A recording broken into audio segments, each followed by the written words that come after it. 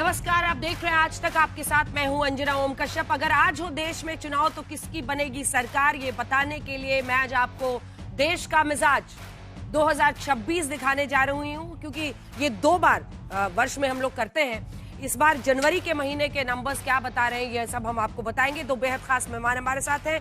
एक तरफ शशि शेखर जी वरिष्ठ पत्रकार के तौर पर हमारे साथ इस चर्चा में शामिल हो रहे हैं, तो हमारे साथ यशवंत देशमुख जी हैं, जिनके सी वोटर ने ये पूरा सर्वे किया है।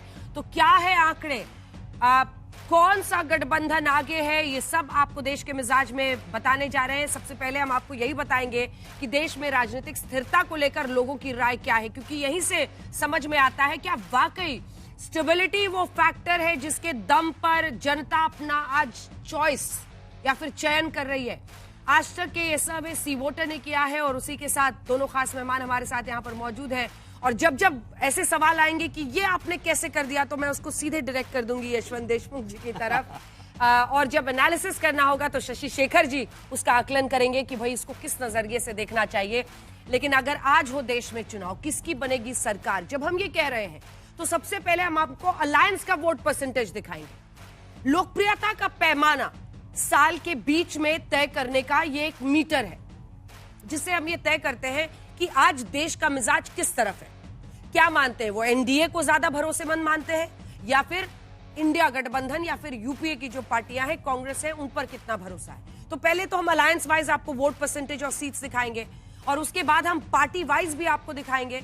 लेकिन शुरुआत करते हैं मेथोडोलॉजी से और सबसे पहले आपको बताते हैं कि कितने लोगों में हमने ये सर्वे किया है, क्योंकि इस सर्वे में 36,265 लोगों तक यशवंत देशमुख की सी वोटर जो है वो कंपनी पहुंची और इसमें ±5% का एक एरर मार्जिन मान के हम चल रहे हैं। 8 सितंबर 2025 से लेकर 21 जनवरी 2026 के बीच में ये हुआ है। तो यूजीसी का जो मुद्दा है, मुझे लगता है कि इसमें शामिल नहीं होगा, नहीं है, क्योंकि ये मुद्दा उसके बाद से सामने आ रहा है। लेकिन कुल मिलाकर यूरोपीय यूनियन से समझौता भी शामिल नहीं है। ये भी एक है कि यूरोपियन यूनियन से फ्री ट्रेड एग्रीमेंट, जिसको लेकर देश में एक विश्वास लोगों में है, भरोसा है कि जो ट्रंप ने टैरिफ लगाया है उसका काउंटर हम इससे कर सकते हैं, वो भी इसमें शामिल नहीं दिखाई दे रहा है, क्योंकि 27 को उसका ऐलान हुआ है, 26 जनवरी के अगले दिन।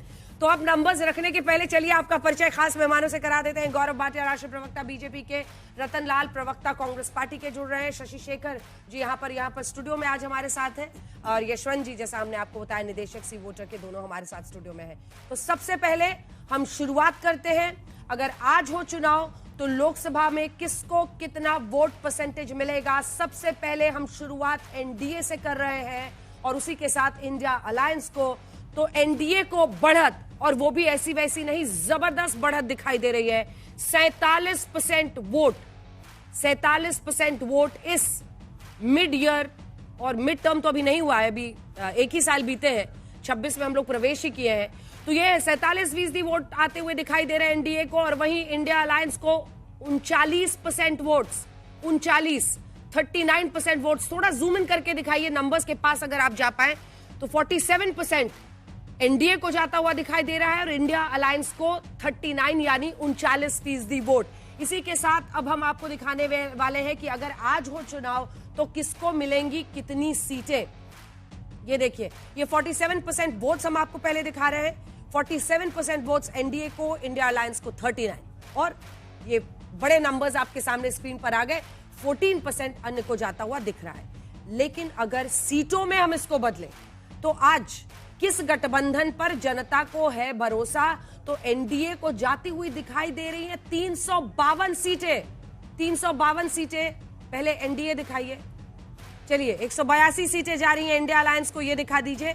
182 सीटें इंडिया अलायंस को जाती हुई दिखाई दे रही हैं।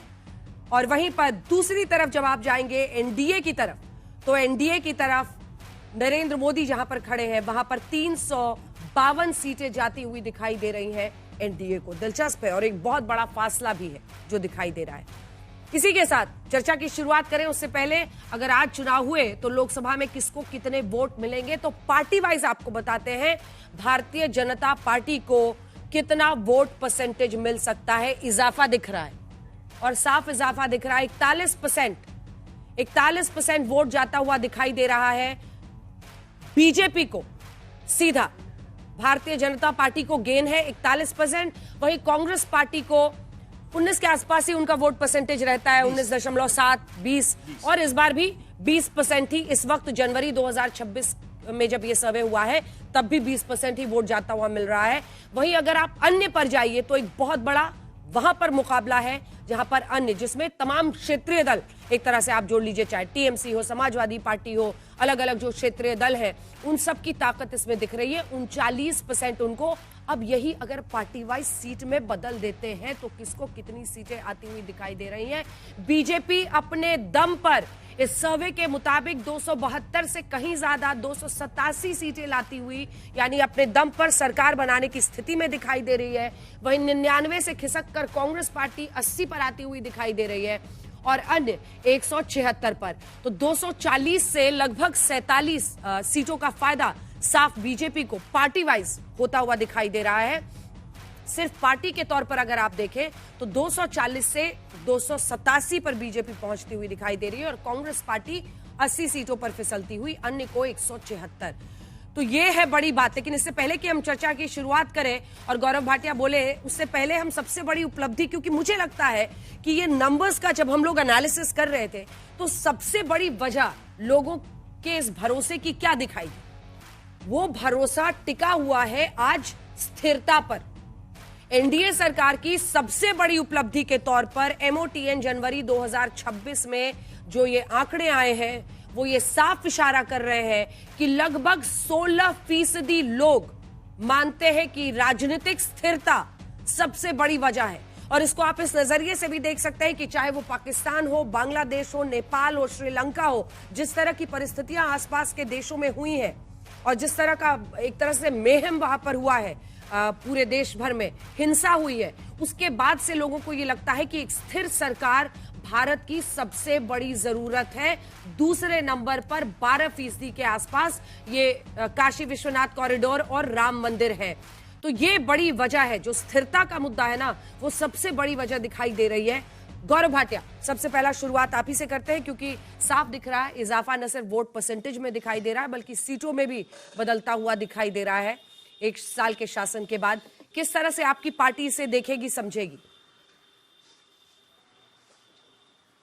देखिए अंजना जी, जैसा आपने कहा मूड ऑफ द नेशन, तो अगर एक शब्द में कहा जाए मूड ऑफ द नेशन तो वो है मोदी।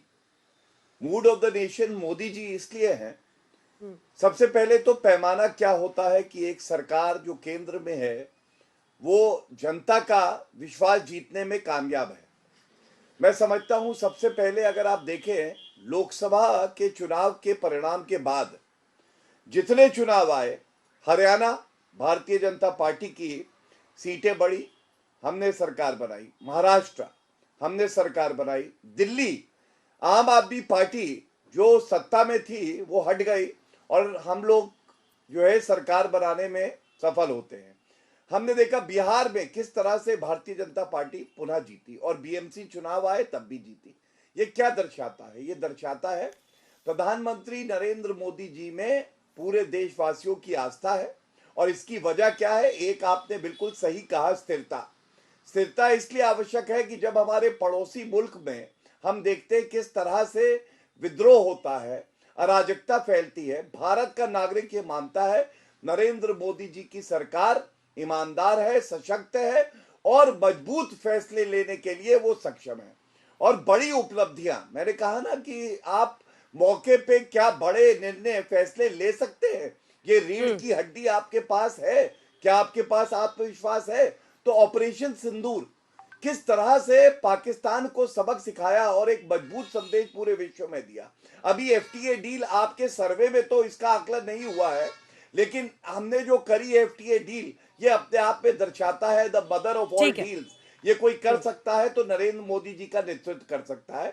और इसीलिए ये जो नंबर आ रहे हैं सामने, ये इस तरह से आ रहे हैं। जल्दी से अब रतन लाल जी, एक रिएक्शन आपसे। अब आपके पास खुला मैदान है जिसमें आप इस सर्वे की निंदा कर सकते हैं, लेकिन उसी के साथ हाल के जो राज्यों के चुनाव हुए हैं 2024 के बाद, उन राज्यों के चुनावों ने भी एक बड़ी मुहर बीजेपी पर लगाई है।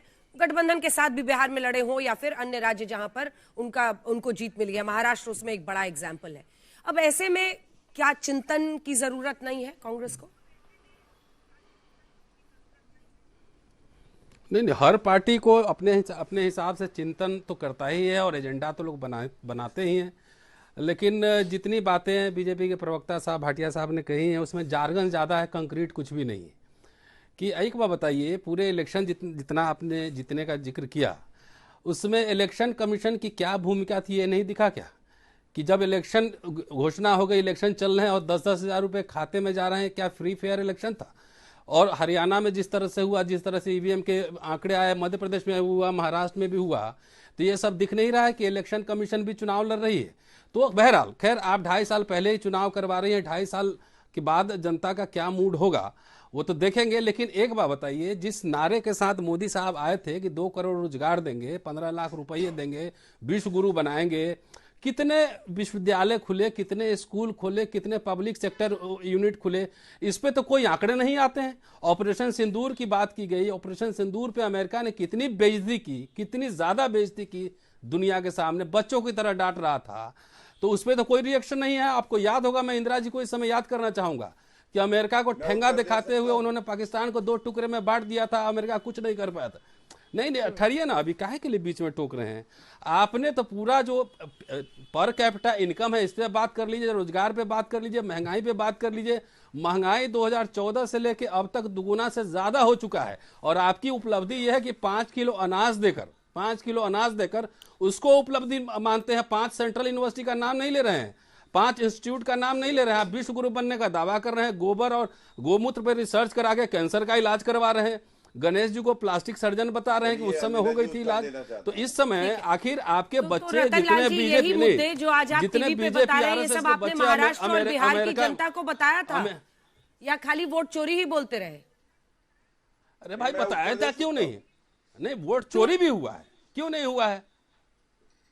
तो फिर मतलब जनता ने आपको क्यों नहीं चुना? इलेक्शन कमीशन जिस तरह से इम्पार्शियल है पूरे इलेक्शन में, हमने इलेक्शन कमीशन पर भी सवाल किए हैं, इलेक्शन कमीशन का भी डेटा है, 10,000 रुपए इलेक्शन कमीशन पर भी हमने सवाल किए हैं, इलेक्शन कमीशन पर जनता क्या सोचती है वो भी हमने सवाल किए हैं।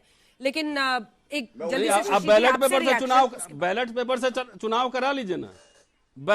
भाई, बीजेपी के नरसिम्हा राव लालकृष्ण आडवाणी ने कहा था कि ईवीएम में हेराफेरी है, तो ईवीएम से क्यों करा रहे हो? बैलेट पेपर से सीधे चुनाव करा लो ना। और क्यों इलेक्शन कमीशन के पक्ष में हर समय बीजेपी खड़ा हो जाता है? इलेक्शन कमीशन से कोई सवाल पूछो कब से कर रहे हैं आप ये सर्वे? अब सबको ऐसा लगता है कि ये सब कुछ 2014 के बाद हो रहा है। 2014 के बाद सारे पत्रकार 2014 के बाद ही पत्रकार बने हैं। मतलब इस दुविधा में जो लोग जीते हैं उनको ये समझना चाहिए कि कब से हम लोग हैं। अंजना जी, सबसे पहले तो मैं ये भी दर्शकों को याद करूं और इंडिया टुडे को इस बात के लिए बधाई दूं कि इंडिया टुडे पत्रिका को 50 साल स्वर्ण जयंती हो रहा है इस साल। और साथ में मेरे लिए खुशी की बात यह है ना कि ये 25वां साल है जब हमने पहला सर्वे किया था इंडिया टुडे के लिए। तो इंडिया टुडे की गोल्डन जुबली है और सी वोटर और इंडिया टुडे के अलायंस की भी ये सिल्वर जुबली है। और मेरा सौभाग्य है कि जब हमने काम शुरू किया था न्यूज रूम में, उस समय आज तक में हमारे बड़े भाई साहब बैठे हुए हैं, ये इनके ही नेतृत्व में वहां पे था। और मैं पहली बात तो अरुण पुरी जी को इसके लिए धन्यवाद देना चाहूंगा और दर्शकों को ये बताना चाहूंगा कि देखिए, एक होते हैं सर्वे, एक होते हैं फौरी सर्वे और एक होते हैं लगातार चलने वाले सर्वे। दुनिया के जितने भी बड़े गंभीर मीडिया ऑर्गेनाइजेशंस हैं उन सभी जगहों पर लगातार जब सर्वे कोई चीज किए जाते हैं, वो देश के मिजाज को कब ऊपर उठ रहा है, कब नीचे गिर रहा है, इसको नापने के लिए किए जाते हैं और उसमें होने वाले महत्वपूर्ण बदलाव को दर्ज करना, यही हमारी ऐतिहासिक भूमिका है इस पूरे उसमें। 25 साल में इतनी उठापटक इस मुल्क में देखी है, उसको हर बार हमने रिकॉर्ड किया है और आपके सामने लाते रहे। अभी आपने सैंपल साइज जो बताई वो 38,000 ये पिछले 2 महीने में जो की, लेकिन 15 अगस्त वाले इश्यू और अभी तक के बीच में 1 लाख सैंपल जो हमने अपने लगभग किए अपने ट्रैकर में, उसका भी हमने आकलन किया है और हम इसमें आए हैं। तो कोई ये ना सोचे कि हमने ये आकलन केवल 38,000 पे किया है। करीब करीब 1.25 लाख इंटरव्यूज के ऊपर हम वोट और सीट का आकलन करते हैं। तो ये जो एक्सरसाइज इतनी लंबी चल रही है उसमें लोगों की नाराजगी हमेशा हम देखते हैं। शशि जी इसके साक्षी रहे हैं, बीजेपी भी हमसे भरपूर नाराज रही है जब जब हमने बोला है कि बीजेपी की स्थिति खराब है, तो वो एक अलग विषय है। लेकिन जो समझने वाली बात यह है, अभी आपने एक जो मुद्दा बोला अंजना, वो मुद्दा क्यों गंभीर है, मैं ये बात आपको बताना चाहूंगा कि पिछले कम से कम 10 साल 11 साल जो मोदी सरकार के और उसके पहले के 10 साल यूपीए के, पॉलिटिकल स्टेबिलिटी केवल और केवल तब ऊपर आती थी बातचीत जब हमारा किसी मुल्क के साथ में, पाकिस्तान या चीन के साथ में क्षेत्र लड़ाई जैसी सिनेरियो हुआ या कोई सीमा का विवाद हुआ। उसके अलावा 2-4% के ऊपर पॉलिटिकल स्टेबिलिटी का क्वेश्चन हमने 20 साल में नहीं देखा। इस बार ये उभर के आना, ये कहीं ना कहीं इस बात को का द्योतक भी है कि पब्लिक अपने आसपास की सारी चीजों को देख रही है और समझ रही है कि दुनिया किस। शशि जी, जो अब नंबर्स भी आ गए, एक बार दिखा दीजिए कि क्या है लोगों की नजर में, क्या मुद्दा है जिसको वो समझते हैं कि भाई ये इंपॉर्टेंट है। और इसी में हम दिखा रहे हैं कि राजनीतिक स्थिरता पर पहले भी हमने वोटिंग कराई, लेकिन 2024 में आप देखिए, जब अगस्त के महीने में ये हुआ तो 2% लोग मानते थे। फिर अब फरवरी 2025 तक आते आते देखिए ये 13 पर गया, फिर 2 पर नीचे आया और इस बार वो 16 पर पहुंचा है। तो ये दिखाता है कि ये ट्रैकर दिखाता है कि पॉलिटिकल स्टेबिलिटी जनता की नजर में वापस एक बड़ा इशू आ गया है। शशि जी, राम मंदिर का भी हम दिखा रहे हैं, राम मंदिर के मुद्दे पर गिरावट है, लेकिन 18, 15, 17, 12 दिखाते रहे। राम मंदिर का एक भावनात्मक मुद्दा है और वो भावनात्मक मुद्दे बहुत चिरस्थायी नहीं होते हैं, वो धीमे धीमे हम उसके अभ्यस्त हो जाते हैं। लेकिन मैं यहाँ कुछ बातें आपसे कहना चाहूंगा। यशवंत की बात को मैं आगे बढ़ाता हूँ। ये बात सही है, जब इन्होंने पहला ट्रैकर किया था तो हम लोग भी साथ थे और उस समय के ट्रैकर में भी जो उस समय की सरकार थी वो सहयोग व शटल जी की सरकार थी और उस सरकार को लेके भी बहुत सी ऐसी बातें थी जो पसंद नहीं आई थी लोगों को, पर वो अपनी जगह है, सफाई देने का कोई मतलब नहीं है। मैं सिर्फ इन आंकड़ों पर टिप्पणी कर रहा हूँ। स्थिर सरकार से लोगों का हर बात वो नहीं बोलते हैं, वो फील करते हैं। एक मार्केटिंग की कहावत है, फिलिप कोटलर ने कहा था कि उपभोक्ता फील करता है, वो बोल नहीं पाता उसे क्या चाहिए। फील ये है, अगर हम यहाँ पे उसको उपभोक्ता की नजर से देखें, कि आपको चारों तरफ एक प्रगति दिखाई पड़ती है। ऐसा नहीं है, मेट्रो देश में पहले भी थी, राजमार्ग देश में पहले भी थे, लेकिन आपको एक तेजी दिखाई पड़ती है। और आसपास की दुनिया में, जैसे अभी कांग्रेस के प्रवक्ता ने एक अच्छा मुद्दा उठाया कि भाई आप 80 करोड़ लोगों को वो आप खाना दे रहे हैं। 80 करोड़ लोगों को खाद्यान्न का मोदी सरकार उतना प्रचार नहीं करती कई कारणों से, लेकिन सच बात है दुनिया के इतिहास में ये तो अकल्पनीय है। और वो जो पैसा बचता है लोगों का, वो इकोनॉमी में जाता है। और आज आपकी जो ग्रोथ के प्रेडिक्शंस आ रहे हैं, वो सारा का सारा तो इसीलिए आ रहा है कि लोगों की जेब में पैसा बच रहा है, गाँव में उनके बच्चे पढ़ रहे हैं और आने वाले सालों के लिए कुछ चीजें बन रही हैं। तो ये मुझे अप्रत्याशित बिल्कुल भी नहीं लग रहा है। और अगर आप देखिए तो वोट परसेंटेज बदला कहाँ पिछली बार से बहुत ज्यादा, सीटें बदल रही है, बस सीटें बदल रही हैं, सीटें बदल रही हैं। और ये जो पॉलिटिकल स्टेबिलिटी की बात है ना, इसके पीछे वजह क्या है? मतलब लोगों को क्यों लगता है कि भाई पॉलिटिकल स्टेबिलिटी चाहिए, राजनीतिक स्थिरता क्यों चाहिए? 27% लोग कह रहे हैं कि तेज निर्णय होते हैं।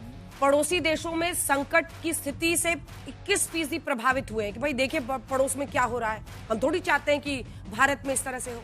बिखरे विपक्ष पर भरोसा कम है। आप एक साथ कहते हैं इंडिया अलायंस भी बनाते हैं, फिर कहीं पर आप अलग से लड़ते हैं, कहीं पर एक साथ लड़ते हैं, फिर जनता को समझ ही नहीं आता है, कहते हैं फ्रेंडली फाइट कर रहे हैं हम तो। अब फ्रेंडली फाइट क्या होता है भाई? वोट या तो आपको मिलेगा या दूसरी पार्टी को मिलेगा जो आपके साथ अलायंस में है। तो ये जो फ्रेंडली फाइट का कॉन्सेप्ट है ना, ये जनता समझ नहीं पाती है। वैश्विक हालात 15% और ये सभी वजहों को मिलाकर 13%। रतनलाल जी, इसके पहले मैं गौरव भाटिया जी के पास जाऊं, इस पर आपको समझना पड़ेगा कि लोग एक तो आसपास के देशों में देख रहे हैं कि किस तरह की स्थिति है, वो मान रहे हैं कि यहाँ पर एक आयरन हैंड के साथ एक शासन चल रहा है, एक एनडीए सरकार को चला रही है। इसी के साथ साथ लेकिन तेज निर्णय होते हैं और उस वक्त ये आरोप लगता था कि फ्रजाइल 5 में भारत है, क्योंकि पॉलिसी पैरालिसिस का आरोप लगता था आपकी सरकार। वो निर्णय भी तो आखिर प्रगति के ही है ना, जो मैं कह रहा था कि अंतर्निहित उसका सत्य यही है कि निर्णय तो उन लोगों के हक हुकूक के पक्ष में जाते हैं। हाँ। रतन जी जल्दी। जी, क्या क्या पक्ष में जाता है, जरा इसका लिस्ट तो निकाल दीजिए कि 5 किलो अनाज से लोगों का पैसा बच रहा है, गांव में स्कूल बंद हो रहे हैं, कॉलेज विश्वविद्यालय की हालत खास्ता है। पहले तो लोग फ्री में पढ़ लेते थे, मजदूर के बच्चे भी पढ़ लेते थे, इंजीनियरिंग डॉक्टरी कर लेते थे, IAS IPS बन जाते थे। आज जाके राजेंद्र नगर में, मुखर्जी नगर में जाके देखिए कि कितनी कोचिंग की फीस है। इन्होंने पूरा जिस तरह से निजीकरण किया है, जिस तरह से संस्थाओं को, संवैधानिक संस्थाओं को बर्बाद किया है। हमारी सरकार ने मुफ्त शिक्षा, नौकरी, स्वास्थ्य, सुनिए पेंशन ये सब दिया था। और इनकी सरकार ने, अटल बिहारी वाजपेयी आए थे तो सबसे पहले डिसइन्वेस्टमेंट मिनिस्ट्री बनाए थे, उसके पहले कोई बेचा नहीं गया था, इन्होंने बेचना शुरू किया और मोदी सरकार ने उसकी रफ्तार बढ़ा दी। यूपीए 1-2 में भी उठाकर देखिए कितने अफर्मेटिव एक्शन हुए, आरटीआई आया, मनरेगा आया, राइट टू एजुकेशन आया, सब कुछ आया। अब क्या है, अब कह रहे हैं ना कि भाई अब गुरुकुल में जाइए, वहां पे आप गोबर और गोमूत्र से पढ़ाई की। ये इनका डेवलपमेंट है। डेवलपमेंट को रीडिफाइन कर रहे हैं। अपने बच्चे इनके विदेश में पढ़ते हैं, वो सब हार्वर्ड, ऑक्सफोर्ड, कैम्ब्रिज में पढ़ते हैं, और यहाँ ही खाली सिर्फ धर्म की चाशनी चसाते हैं कि धर्म की रक्षा तुम करो और हम रहेंगे 5 स्टार होटल में। तो ये इनका एजेंडा है। ये बात सही है कि इस एजेंडा को जितनी फोर्सफुली हमको लोगों के बीच ले जाना चाहिए। इन्होंने 28 चीजों का नाम बदला है। मेरे पास धर्म का नशा देकर वोट लेते हैं। एक विश्वविद्यालय ढंग का नहीं बना है। और क्या, प्रधानमंत्री खुद ही नफरती भाषण करते हैं। बहुत सम्मानपूर्वक एक बात कहता हूं। आपने चुनाव देखा नहीं? मैं अपनी बात रख लूं? बोलिए। अपनी बात रख सकता हूं? देखिए अंजना जी, क्या है कि राहुल गांधी का जो रोग है वही उनके प्रवक्ता का रोग है। हमने बात करी स्थिरता की, और ये बात हर कोई स्वीकारेगा। 62 साल बाद ऐसा हुआ कि 3 बार लगातार कोई चुनाव जीता हो और प्रधानमंत्री बना हो नरेंद्र मोदी जी। अब हम जब स्थिरता की बात करते हैं तो याद करिए, नेपाल में, बांग्लादेश में जब अस्थिरता आई तो राहुल गांधी नेता प्रतिपक्ष हैं, लेकिन वो क्या कर रहे थे? वो जेनजी को भड़काने का काम कर रहे थे। पृथ्वीराज चौहान कह रहे थे कि नरेंद्र मोदी जी के साथ भी यही होगा, किसी दिन गली में लेके आएंगे और लोग ऐसा करेंगे। आप विकल्प नहीं देते हो, आप ये नहीं बताते हो कि आप क्या बेहतर कर सकते हो, आप केवल कमियां उठाते हो, और कमियां भी वो जिसमें विरोधाभास होता है।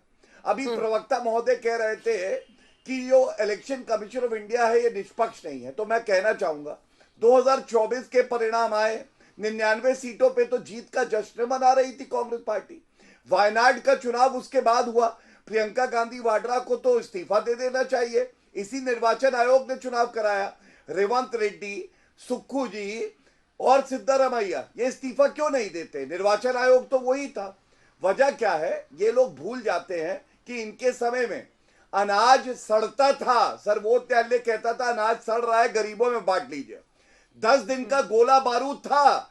रफेल 10 साल तक ला नहीं पाए थे, 36 रफेल ला के नरेंद्र मोदी जी ने दिखाया, और साथ में नौकरी की बात कर रहे हैं। ईपीएफओ डेटा आया, 18 करोड़ नए अकाउंट ईपीएफओ में 2024 में हमने रखा।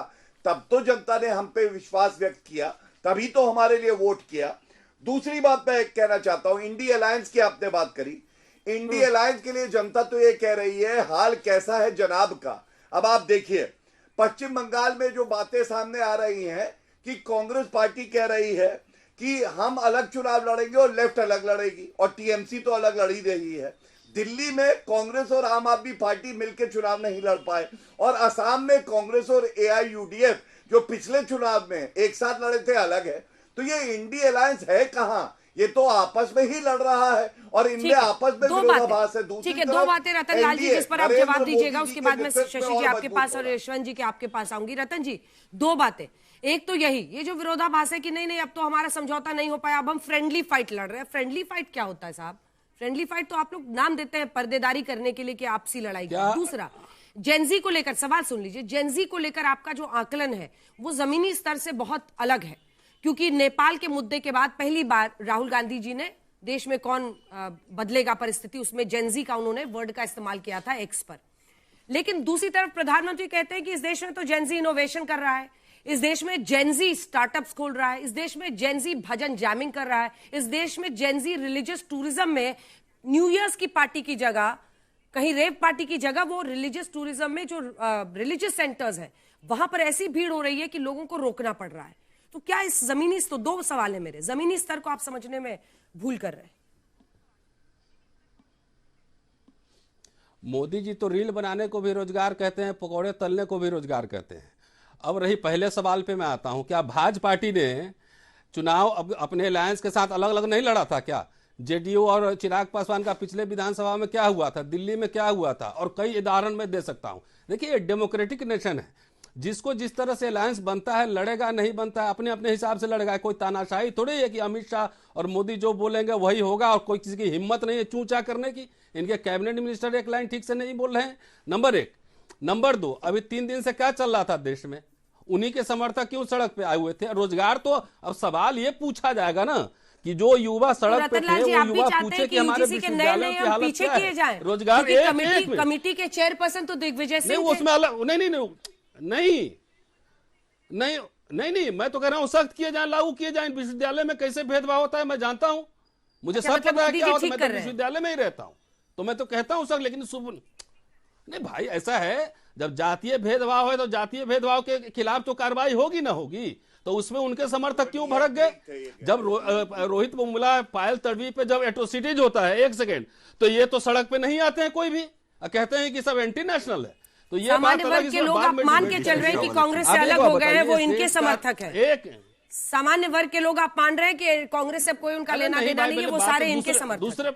आप ही ने कहा ना इनके समर्थक। अरे जैन जी जो है, जैन जी, एक मिनट सुन लीजिए। उसके पहले भी 2012 एक्ट बनी थी कांग्रेस के जमाने में ही, आपको याद नहीं होगा, और उसी समय राजीव गांधी नेशनल फेलोशिप आई थी, आपको याद नहीं होगा। लेकिन बीजेपी सरकार सबको घालमेल कर दी, आरटीआई को डाइल्यूट कर दी, राइट टू एजुकेशन का क्या हाल है हमको पता ही है, सब हमें दिख रहा है। ठीक है, जैन जी से मैं आग्रह कर रहा हूं कि आप कुछ मत कीजिए, संविधान को हाथ में लीजिए, सवाल पूछिए कि हमारे स्कूल, कॉलेज, यूनिवर्सिटी, रोजगार, पेंशन सब कहां हैं। ये सवाल आप करिए, नौकरियां, पब्लिक सेक्टर यूनिट कहां है। मैं बार बार कह रहा हूं कि 14 के बाद से भाटिया साहब ये बताएं कि कितने विश्वविद्यालय, research centre, public sector university खोले हैं। इनकी स्थिरता सिर्फ अडानी के लिए है, अडानी के लिए है इनकी स्थिरता। आम जनता के वेलफेयर के लिए कितने अस्पताल का मैं डेटा दूं क्या हालत है, बुरी हालत है। तो ये पूरे इनके फार्स आंकड़े रहते हैं, इमोशन पे हिंदू मुसलमान करना, इमोशन पर खेलना, रिलीजियस टूरिज्म करना। तो मैं तो चाहता हूं कि इनके बच्चे भी गुरुकुल में पढ़े, इनके बच्चे हिंदी के स्कूल में पढ़े, अंग्रेजी स्कूल में नहीं पढ़े। शाह साहब ने कहा था ना कि मैं देश में ऐसी हालत कर दूंगा कि अंग्रेजी बोलने पर शर्म आएगी। तो उनके पार्टी के बच्चे जो हैं वो कहां, गौरव साहब, भाटिया साहब के बच्चे कहां पढ़ रहे हैं, ये भी तो जरा बता दें देश को। तो हिंदी की रक्षा करने की जिम्मेदारी जैन जी पे, युवाओं पर है, धर्म की रक्षा करने की जिम्मेदारी उन पर, और ये मजा मारेंगे, ये इनके बच्चे विदेश पढ़ेंगे, हार्वर्ड में पढ़ेंगे, मैनेजमेंट। कांग्रेस और बीजेपी के तर्कों के बजाय मैं जो आपने जो सर्वे दिखाया है उस पर बात करना चाहूंगा, क्योंकि पार्टियों का अपना अपना एक तरीका होता है, उनके प्रवक्ता उसी लाइन पे चलते हैं। हमें ट्रैकर पर ही रहना चाहिए। देखिए, बहुत साफ है कि हर चुनाव एक गवाही देता है। उन पर आरोप किसी पर कुछ भी आप लगा दीजिए, लेकिन चुनाव दर चुनाव यदि कोई पार्टी जीत रही है तो तय है कि एक पक्ष जो है उसको काउंटर करने में नाकाम रहा है। ये अलायंस वाइज हम दिखा रहे हैं स्क्रीन पर, 299 से 324 और फिर 350, 352 पर अगर एनडीए पहुंचा है, और वहीं पर ये जो इंडिया अलायंस ये 182 पर आया 208 से। ये देखने की चीज है। मेरे बचपन में जो विरोध हुआ करता था, विपक्ष हुआ करता था, मैं अपने बचपन की बता रहा हूं। मेरे सामने ही मुझे याद है कि कांग्रेस पहली बार 7 स्टेट से गायब हो गई थी 1967 में। मैं तब प्राइमरी स्कूल में था, लेकिन मुझे याद है चौधरी चरण सिंह जब मुख्यमंत्री बने थे यहाँ के, मेरे सामने ही तमाम तरीके के विरोध मैंने देखे। मैं इलाहाबाद में रहता था और इंदिरा जी जब आती थी तो लोग उनको काले झंडे दिखाते थे, और इंदिरा जी की फैन फॉलोइंग के साथ विरोध भी उनके अपने घर के सामने ही होता था, आनंद भवन के सामने। ये देश ऐसा था। लेकिन तब वो कभी शिकायत नहीं करती थी कि देखो ये विरोध कर रहे हैं, बल्कि उनमें से कभी कभी वो किसी को बुला भी लेती थी अंदर की, आ जाओ जरा बात करो, तुम तो आज बहुत चिल्ला रहे थे, आओ बैठो बात करो। देखिए, ऐसा है कि एक राजनीतिक संस्कृति का पराभव अपनी जगह है, लेकिन मैं दो बातें बहुत साफ है, इलेक्शन से बढ़कर इस देश में कोई कुछ नहीं है। और दूसरे, मैं विपक्ष की जो बात कह रहा था, कांग्रेस के सारे तर्क सही मान लिए जाएं, सारे विपक्ष के तर्क सही मान लिए जाएं, तो जनता से उन्हें मनवाने, और अगर वो जनता की भी आवाज उसे मानते हैं तो जनता की आवाज सड़कों पे बुलंद करना उनका काम है। मैंने देखा है कि किस तरह सिर्फ 5 पैसे की बढ़ोतरी पर बस के टिकट में बसें जल जाया करती थी, रास्ते बंद हो जाया करते थे। और आज हालत यह है कि कुछ भी हो जाता है, विपक्ष सिर्फ ट्विटर पे बात करता है। भाई, मैं इस देश का नागरिक हूं, मुझे भी एक विपक्ष चाहिए। मैं भी चाहता हूं कि एक जिंदा विपक्ष हो, लेकिन मुझे जिंदा विपक्ष दिखता क्यों नहीं है? तो सांप सूंघ गया है सबको। नहीं, वो चलिए, वो जाति की बात है। जो जाति की बात है उनसे वोट लेना है। जिन मुद्दों की आप बात कर रहे हैं, आप कहाँ सड़क पर उतरते हैं? कौन? मैं बीएचयू में पढ़ा हूँ, मैं इलाहाबाद यूनिवर्सिटी में पढ़ा हूँ, मेरी अपनी यूनिवर्सिटीज की रक्षा के लिए कौन विपक्षी उतर रहा है? मैंने तो वहां लाठीचार्ज होते हुए देखे हैं। मैं खुद उसमें शामिल रहा हूं जब आंसू गैस के गोले चले हैं बीएचयू में। तो आज अगर विपक्ष नहीं दिखता तो हम क्या कर सकते हैं उसमें? तो जाहिर है लोगों को स्थिरता अगर दिखती है तो उसको चैलेंज करना सड़क पे इनका काम है और जब पोलिंग बूथ पर काम है, दोनों में मुझे आगे तो हम रिजल्ट बताएंगे नहीं दिखता। प्रधानमंत्री के तौर पर यशवंत जी किसको पसंद कर रही है देश की जनता, लेकिन ये नंबर्स क्या कह रहे हैं और लीडरशिप पर कॉन्फिडेंस वो कितना बड़ा फैक्टर रहता है? बहुत बड़ा फैक्टर है, बहुत बड़ा फैक्टर Political है। stability की नहीं, बात है तो बिल्कुल है। और एक चीज मैं जहाँ शशि जी जहाँ छोड़ा मैं उसमें और जोड़ना चाहूंगा कि जीतने का जो एक स्वभाव या टेंडेंसी होती है उसमें गलतियों से सीखना ये एक बहुत बड़ा कंट्रीब्यूटिंग फैक्टर होता है। मुझे लगता है कि 24 का जो चुनाव के जो नतीजे थे वो एक एबरेशन थे। उसके बाद से अपना चौथा एमओटीएन का सर्वे है जिसमें हमको साफ दिखाई दे रहा है कि ये वापस 2019 के ढर्रे पे मामला पहुंच कई गया है। एनालिस्ट ये कहते हैं कि 240 सीटें जो बीजेपी को आई, तो जो उनके कोर वोटर्स थे जो कई निकले भी नहीं थे वोट करने के लिए, उनको लग रहा है कि नहीं भाई अब तो जो बीजेपी को झटका जिताना लगा है। उन्होंने उसके बाद में जो करेक्टिव मेजर लिए, गलतियां सुधार। मुझे लगता है कि एक तरफ होता है कि गलती से सीखना, दूसरी तरफ होता है कि गलती से जो मिल गया है उसको न्यू नॉर्मल मान करके उसको स्वीकार कर लेना कि नहीं अब तो हम आ ही गए हैं। कहीं ना कहीं ये चीज बहुत तेज से सीख करके कोर्स करेक्शन करना, ये बीजेपी की एक बड़ी ताकत कम से कम बन गई। स्ट्रॉन्ग लीडरशिप ये देश पसंद करता है। इंदिरा गांधी को ये देश भूला नहीं है। स्ट्रॉन्ग लीडरशिप का मैं उदाहरण देना चाहूंगा। मनमोहन सिंह की निजी तौर पर मैं बहुत इज्जत करता हूं। मुझे लगता है कि उन्होंने बहुत से अच्छे काम किए, लेकिन मनमोहन सिंह का बिल जिस तरह फाड़ा गया वो लोगों को नागवार गुजरा कि भाई आपके अपने घर में चीजें एक नहीं है। रतन जी,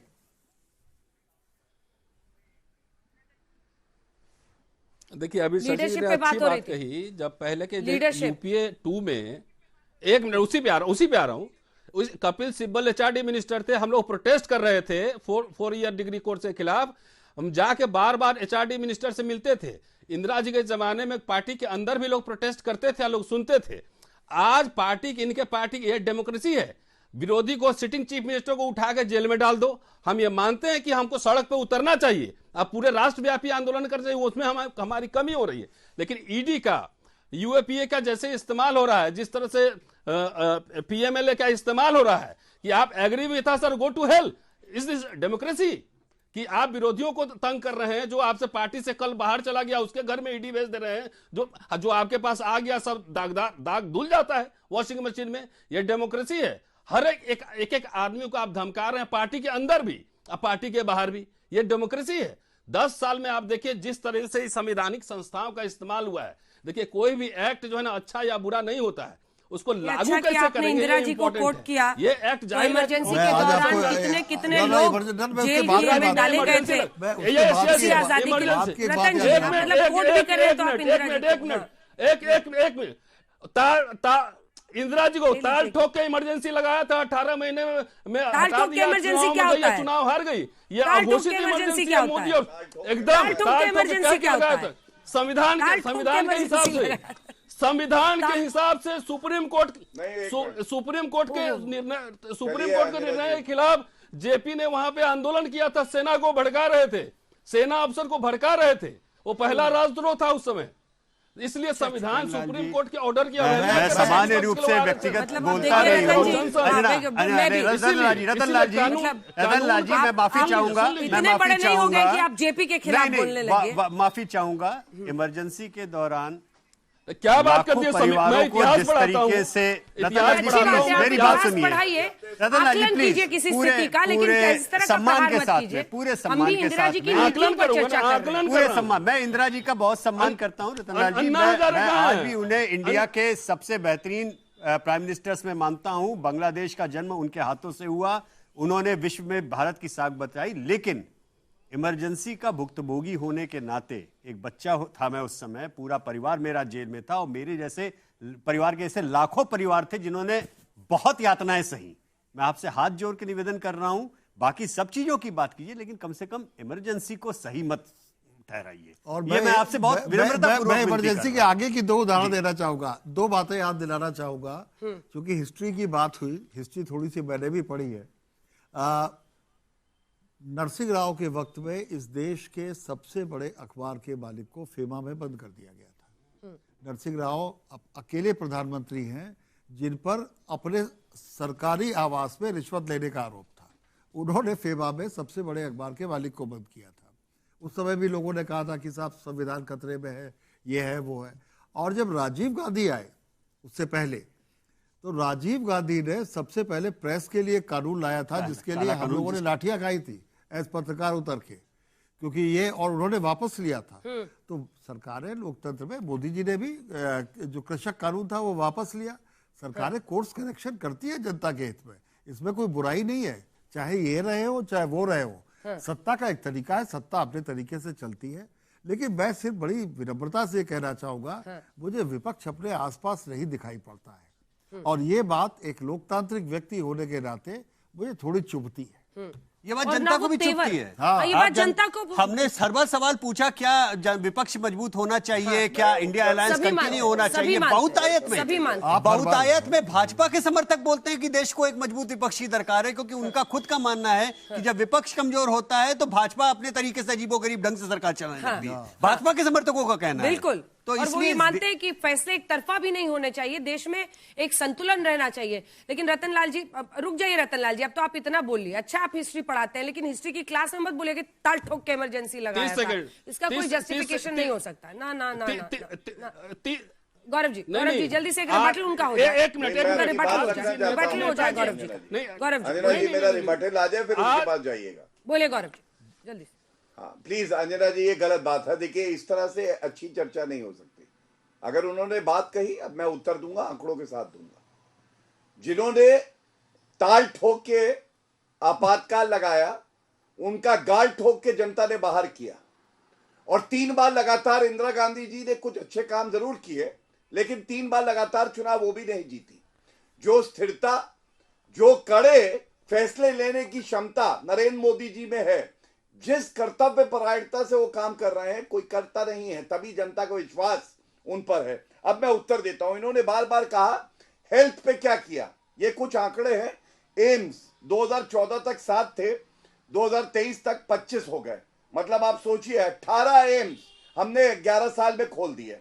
मेडिकल कॉलेज की संख्या 2014 तक 385 थी, अब 693 2022 तक हो गई। तीसरा आईटी 2014 तक 16 थे, 2023 तक 23 हो गए। मतलब जो ये 55 साल सत्ता में नहीं कर पाए, वो 11 साल में उससे ज्यादा किया। दूसरी बात, राहुल गांधी के लिए खुद कांग्रेस पार्टी के नेता क्या कह रहे, शकील अहमद ने क्या कहा, शायद इनको पता नहीं है। राशिद अल्वी ने क्या कहा, इनको पता नहीं है। शशि थरूर ने क्या कहा आंतरिक लोकतंत्र के बारे में, शायद इनको पता नहीं है। और एक आंकड़ा और दे दूं, जो चुनाव में बात कर रहा था, भाजपा कैसे ग्राफ बढ़ रहा है और कांग्रेस का कैसे नीचे जा रहा है, थोड़ा आकलन करिएगा। हरियाणा में 48 सीटें भाजपा की आई, 8 सीटें बढ़ी। कांग्रेस की 37 सीटें आई, चुनाव हार गई, जबकि एग्जिट पोल में जीत रही थी। महाराष्ट्र में हमारी 27 सीटें बढ़ी, 132। बिल्कुल, इनकी वो नंबर्स हम दिखा रहे हैं, वो नंबर्स दिखा रहे हैं, वो दिल्ली सबको में पता है, जनता को भी पता है। 3 चुनाव लगातार 0। ठीक है, इस पर आपको रतनलाल जी जवाब देना चाहिए कि आपकी परफॉर्मेंस क्या है इन राज्यों में। आप अपना परफॉर्मेंस देखिए ना, अलग हटाकर।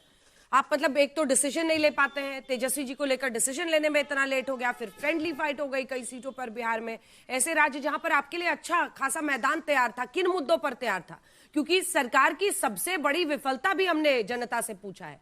और ऐसे में जब आप देखेंगे तो मूल्य वृद्धि, मुद्रास्फीति जो है वो सबसे बड़ा मुद्दा उनकी नजर में है। बेरोजगारी 17%। अगर आप देखें तो इन्फ्लेशन आज भी 20% लोग कह रहे हैं कि भाई जो चीजों की कीमतें हैं वो उनके लिए ज्यादा है। 20% इन्फ्लेशन मान रहे हैं। बेरोजगारी 17%।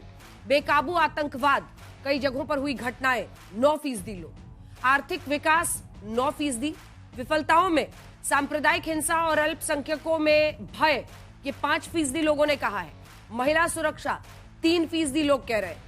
ये आपके लिए बहुत बड़ा चैलेंज है गौरव जी, और इसीलिए हम लोग कहते हैं कि एक मजबूत विपक्ष चाहिए, क्योंकि इन मुद्दों को जोर शोर से उठाने की जरूरत है। मुझे पता है आप नंबर्स कोट करेंगे, मुझे पता है इन्फ्लेशन रेट अभी कम है, बेरोजगारी दर में भी कमी आई है, वो भी आप दिखाएंगे, लेकिन जनता का भाव भी समझिए। हाँ, पर कैपिटा इनकम में हम कहां आज खड़े वो भी देखिए।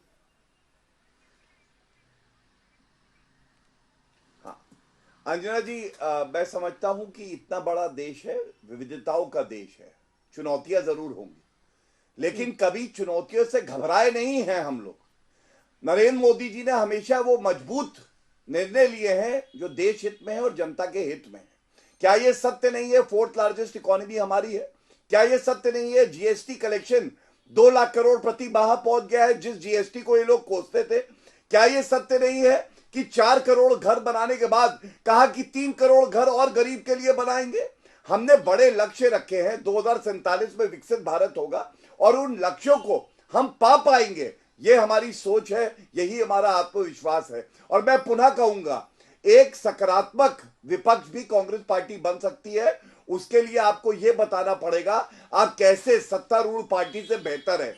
हर चीज में कमी निकालना, न्यायपालिका में कमी है, लोकतंत्र में कमी है, निर्वाचन आयोग में कमी है, आर्मी में कमी है, जनता में कमी है, ईवीएम में कमी है, मीडिया में कमी है, और विदेशी भूमि पे जाके कहना भारत का लोकतंत्र खत्म हो गया है। आप जनता का विश्वास ऐसे कभी नहीं जीते। अब रतनलाल जी, इतने सारे मुद्दे, और पिछली बार तेजस्वी यादव की परफॉर्मेंस भी अच्छी मानी गई क्योंकि बेरोजगारी के मुद्दे पर वो टिके रहे।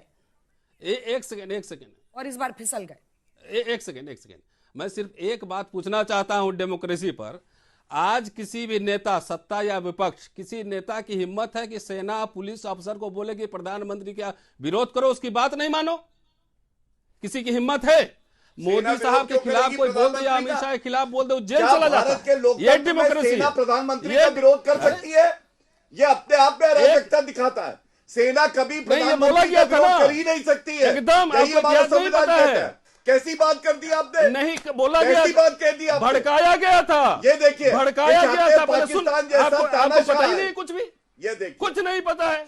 सड़क का गुंडा बनाते हैं आर्मी चीफ को। ये मैं पहले कॉन्टेक्सुअल जाहिर हो गई अंजना जी, कहने लगे आर्मी एक मिनट प्रधानमंत्री का विरोध करेगी। एक मिनट ठहरिए। आरएसएस के लोगों ने सेना को, पुलिस को, अफसर को भड़काया था। प्रधानमंत्री सर्वोच्च पद इंदिरा है। गांधी की बात नहीं मानो, सर्वोच्च पद नहीं है। पता है। प्रधानमंत्री जी जो नहीं पता है आपको। आज मोदी सेना को खुली छूट देते हैं, तब बालक को एक मिनट सुनिए, आरएसएस के लोग सर्जिकल स्ट्राइक होता है। अरे नहीं, आप गलत बात बोल रहे हैं। आपको संविधान की बीच में क्या टोक रहे हैं? एकदम सही बोल रहे हैं। इतिहास पढ़िए, इतिहास पढ़िए, आपको कुछ नहीं पता है। का जो सोच होगी, इतिहास पढ़िए। विपरीत का आरएसएस के लोग, जनसंघ के लोग, एक मिनट सुनो भाई। देखिए, एक सेकंड सुनो तो सही, सुनिए। तू तड़ाक पर आइएगा रतनलाल जी, लेकिन देखिए, सोचिए, सुनिए, इतिहास को भी देखने के कई चश्मे होते हैं। चाहे कोई भी चश्मा आप पहनाने की कोशिश कीजिए, इमरजेंसी को इस बहाने नहीं जस्टिफाई किया जा सकता। जयप्रकाश नारायण ने सेना वाली बात और पुलिस वाली बात तब कही थी जब इंदिरा जी पिटीशन हार गई थी। इंदिरा जी के चुनाव को इनवैलिड कर दिया गया था, और जब इंदिरा जी ने उस बात को मानने से इनकार कर दिया, और मैं आदर पूर्वक इंदिरा जी बोल रहा हूँ, तब उन्होंने कहा था कि जब देश का प्रधानमंत्री ऐसा नहीं कर रहा, संविधान को नहीं मान रहा, तो तुम लोग भी उसकी बात को मत मानो। ये एक बड़े बुजुर्ग की बात थी। उन्होंने कहा कब था? उन्होंने ये बात 71-72 में नहीं कही थी, उन्होंने बात 75 के बाद सुप्रीम कोर्ट, और उसके बाद वो बंद कर दिए गए। तो इसको जोड़ के और जस्टिफाई कर रहे हैं आप। पूरा क्रोनोलॉजी आपका उल्टा पुल्टा हो गया है। नहीं, एकदम नहीं। सुप्रीम कोर्ट से जीत कर आई थी वो, सुप्रीम कोर्ट से जीत के आई थी। गलत कह रहे हैं। आपको बता देता हूं, कृष्णा अय्यर का ऑर्डर है, एकदम उनको पार्टिसिपेट करने की अनुमति नहीं दी गई थी। गलत बोल रहे हैं। जस्टिस कृष्णा अय्यर का इंटरव्यू, ये भी एक सच्चाई है गौरव जी, ये भी एक सच्चाई है कि इमरजेंसी हमारा बेसिक पॉइंट नहीं हो सकता, रेफरेंस पॉइंट नहीं हो सकता। बिल्कुल वो हमारा रेफरेंस पॉइंट नहीं हो सकता कि इन्होंने तो इमरजेंसी लगाया था, इसलिए वो हमारा रेफरेंस पॉइंट नहीं हो सकता। अभी क्या है इमरजेंसी?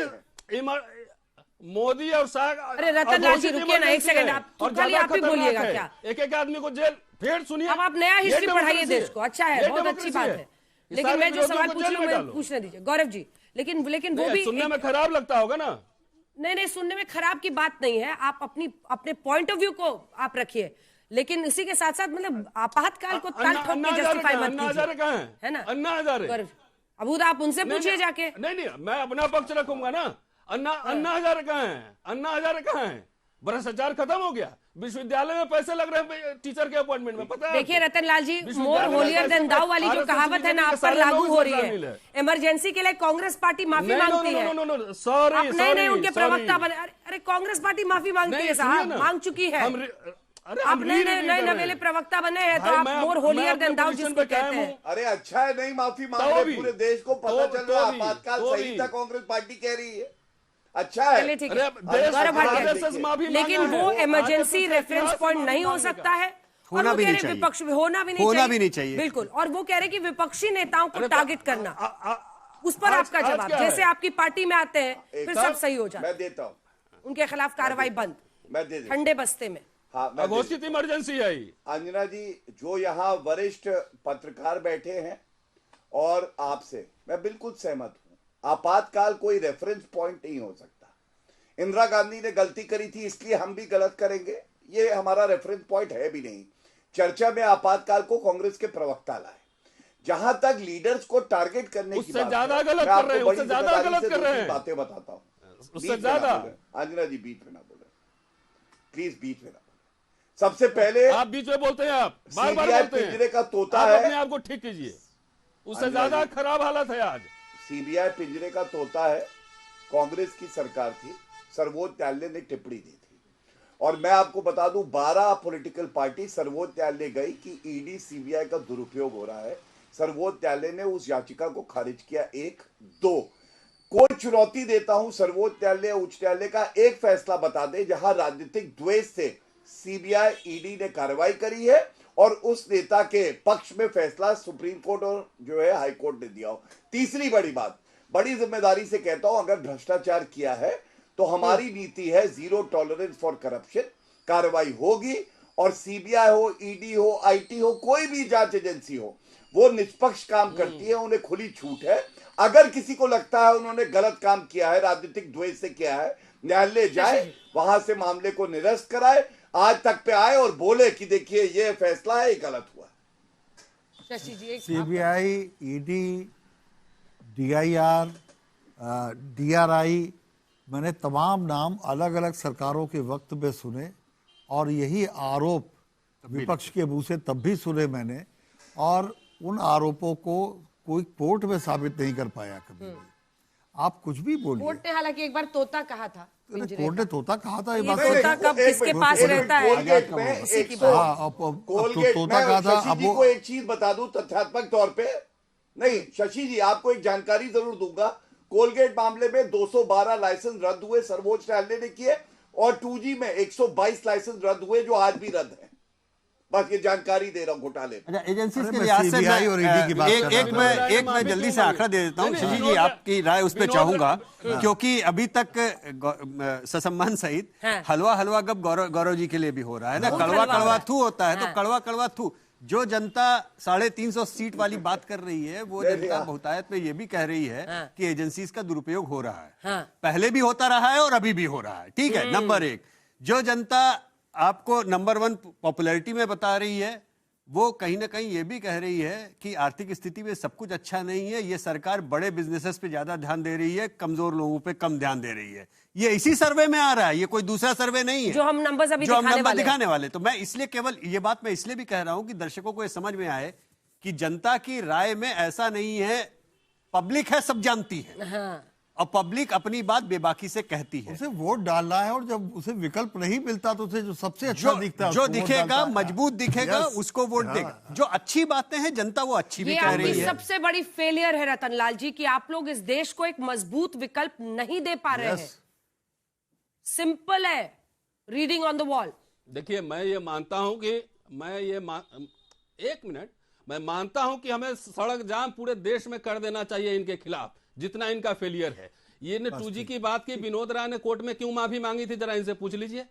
माफी मांगी थी कि नहीं मांगी थी, जरा यही बता दें कि उन्होंने प्रोजेक्शन के आधार पे करप्शन कर दिया। देखिए, सीबीआई ईडी उस समय, सीबीआई थी उस समय, लालू जी उसी समय जेल गए थे जो उनकी सरकार थी, ए राजा भी जेल गए थे जब यूपीए की सरकार थी। इनकी सरकार में जितने करप्ट लोग होते हैं ना, वो सफेद कुर्ता पैजामा पहन के, अब मोदी साहब का शाह साहब का लालू जी माथे और में डी टीका राजा लगा को के इन्होंने करप्ट सब कह दिया। वॉशिंग मशीन में धुल जाते। एक भी लालू यादव को रतनलाल के करप्ट खिलाफ नहीं, जेल गए, मैं ये कह रहा हूं। की संस्तुति आपने देवगौड़ा कहा के सारे वक्त करप्ट करप्ट नहीं, सॉरी गलत, सॉरी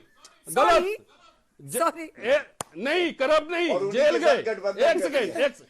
जेल गए ना, गलत जेल में अपनी डाला था। सरकार में जेल गए। अपनी सरकार में जेल गए वो। वही तो नहीं, ये नहीं, कहते अपनी हैं कि सरकार में आपकी गए। सरकार इनकी रही सरकार तब भी में आप दूध इनके में किसी घुले नेता हुए। को जेल में एक नहीं पर डाल पाए। भ्रष्ट। नहीं, मुलायम सिंह यादव जी का क्या हाल नहीं, हम किया था देखिए बताइए ऐसा है जरा। ना, अब मुलायम सिंह अपनी यादव जी सरकार का। में डाल लें, है ना। जल्दी से गौरव नहीं जी। नहीं मैं सुनिए एक ना, अपनी उत्तर सरकार यशवंत में जी को बताइए देना ना। चाहूंगा। आप तो मुलायम सिंह यादव नहीं, के जनता प्रवक्ता से रहे। जनता के आप बीच तो में ये प्रवक्ता छवि रहे। बन रही है गौरव भाटिया कि आप साहब, दुश्मनों को, आप जो आपके खिलाफ, आपके जो राजनीतिक सपा के प्रतिद्वंदी है, जो प्रवक्ता आपके रहे खिलाफ ना। बोलता है, अरे रतन जी, उसको ये आप तो टारगेट सबको करते दबा हैं। रहा है ना। ये कोई अच्छी छवि थोड़ी है। घोर आपातकाल है। नहीं। घोर आपातकाल मोदी और अमित शाह। नहीं। आरएसएस संविधान मैं को एक मानता मिनट, नहीं था, यशवंत जी की ये भी बात का संविधान को उत्तर नहीं देता मान हूं। रहे हैं, सारे संवैधानिक संस्थाओं को ध्वस्त कर रहे हैं। चलिए, अगले प्रधानमंत्री के तौर पर सबसे बेहतर चेहरा आखिर कौन? जब ये सवाल लोगों के बीच में आया तो इस सवाल के जवाब में सबसे ज्यादा जो वोट आए हैं वो एक बड़े फासले के साथ 55% नरेंद्र मोदी के लिए आए। जूम इन करके दिखाइए। नरेंद्र मोदी को बतौर पीएम 55% लोग देखना चाहते हैं। वहीं राहुल गांधी के लिए ये देखिए 55% लोग नरेंद्र मोदी को बतौर पीएम देखना चाहते हैं अगले प्रधानमंत्री के तौर पर, जब हमने ये सवाल पूछा। और वहीं राहुल गांधी को कितने वोट मिल रहे हैं? 27%। राहुल गांधी को 27%, ममता बनर्जी को 2%। फासला आप देखिए, 27 से सीधा 55, डबल का फासला है ये। 55% ने माना प्रधानमंत्री के तौर पर मोदी सबसे बेहतर चेहरा।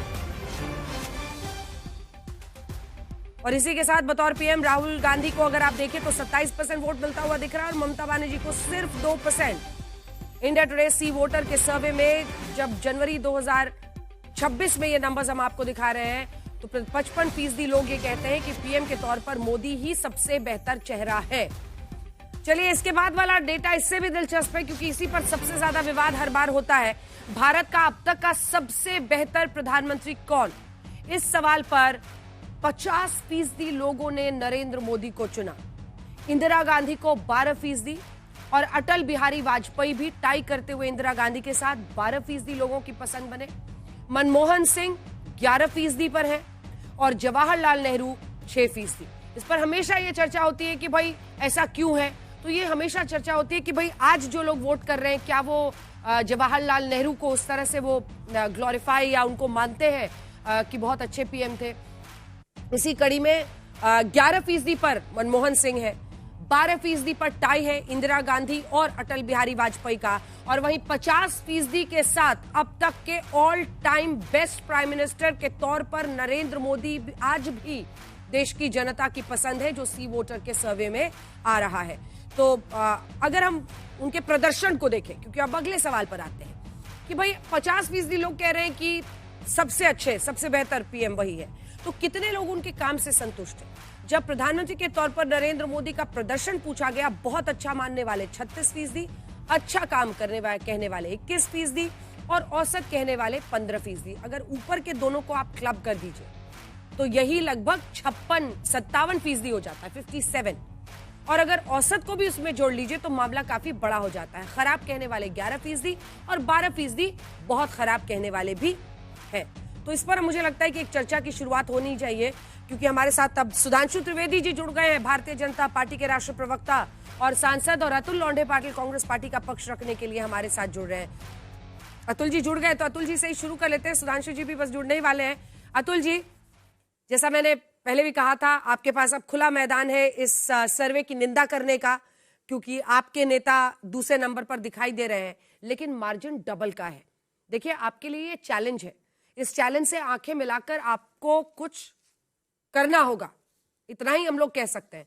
क्योंकि अगर नरेंद्र मोदी की लोकप्रियता आज भी उनके काम को एक टिकमार्क लोगों में मिल रहा है तीसरी बार सत्ता में रहने के बाद, तो ये आपके लिए चुनौती है साहब। नहीं, मुझे तो काफी बुरा लगा कि 56% पर ही है प्रधानमंत्री जी, उनको तो 100% पे होना चाहिए।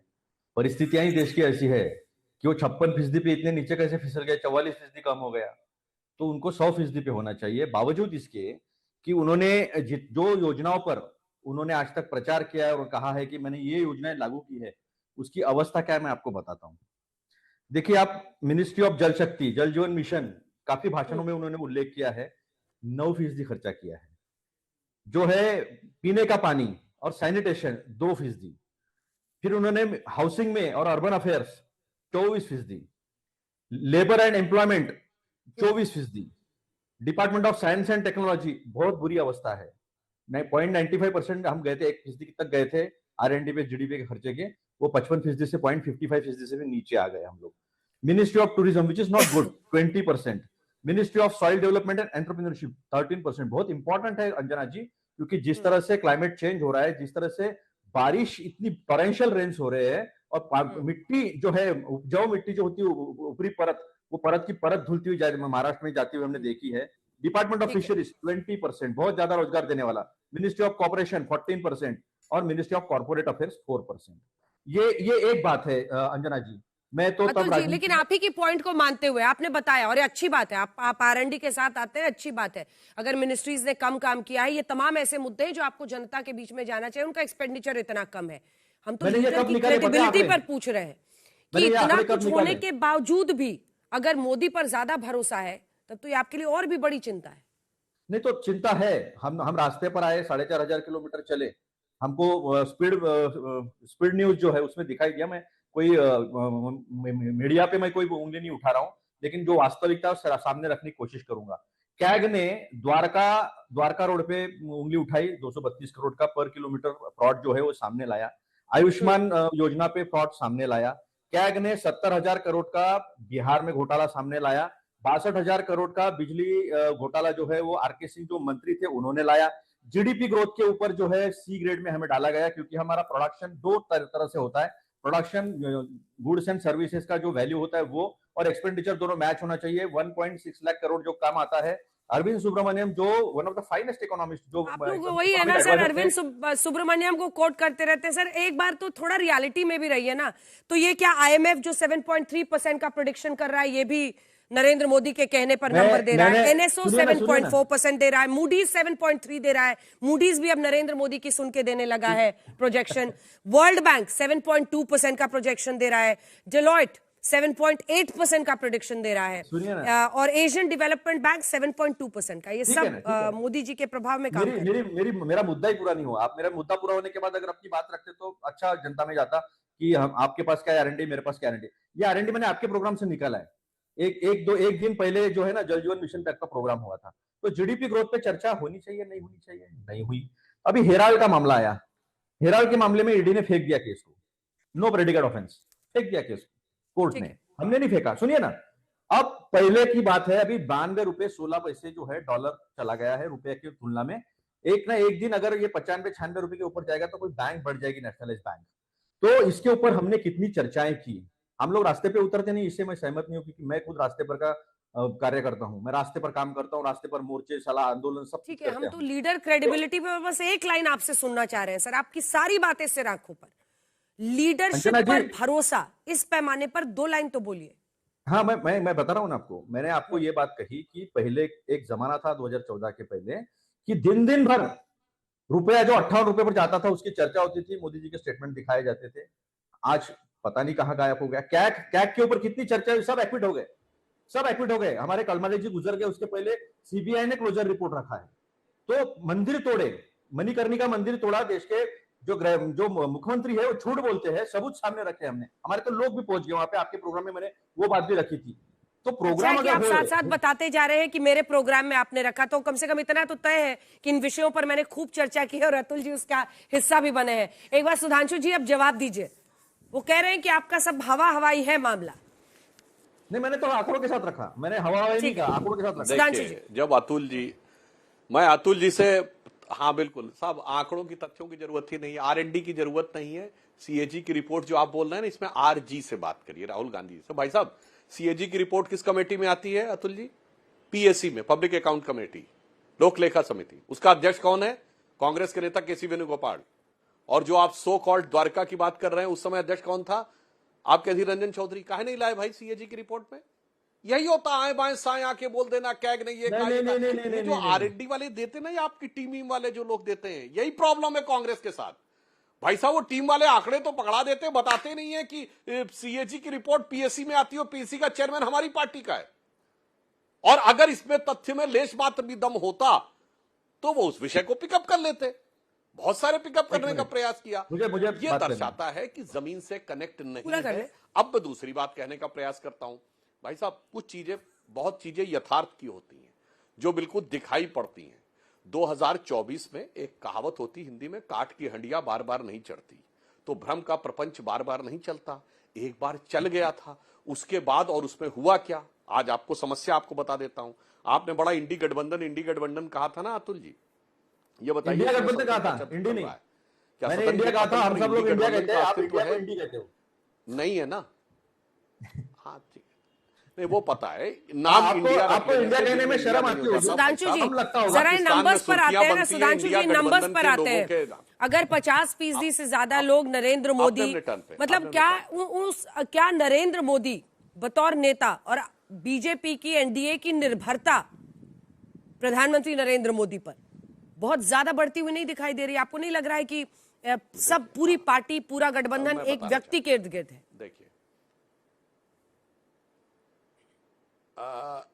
देखिए यहां पर यशवंत जी भी बैठे हुए हैं, शशि शेखर जी भी बैठे हुए हैं, दोनों बहुत पुराने और वरिष्ठ अनुभवी हैं। 2006-07 के बाद से आज तक 20 साल में, यानी जब मोदी जी मुख्यमंत्री थे, प्रधानमंत्री को लेकर जब जब सर्वे हुए हैं तो मोदी जी की लोकप्रियता सदैव 50% से ऊपर आई है।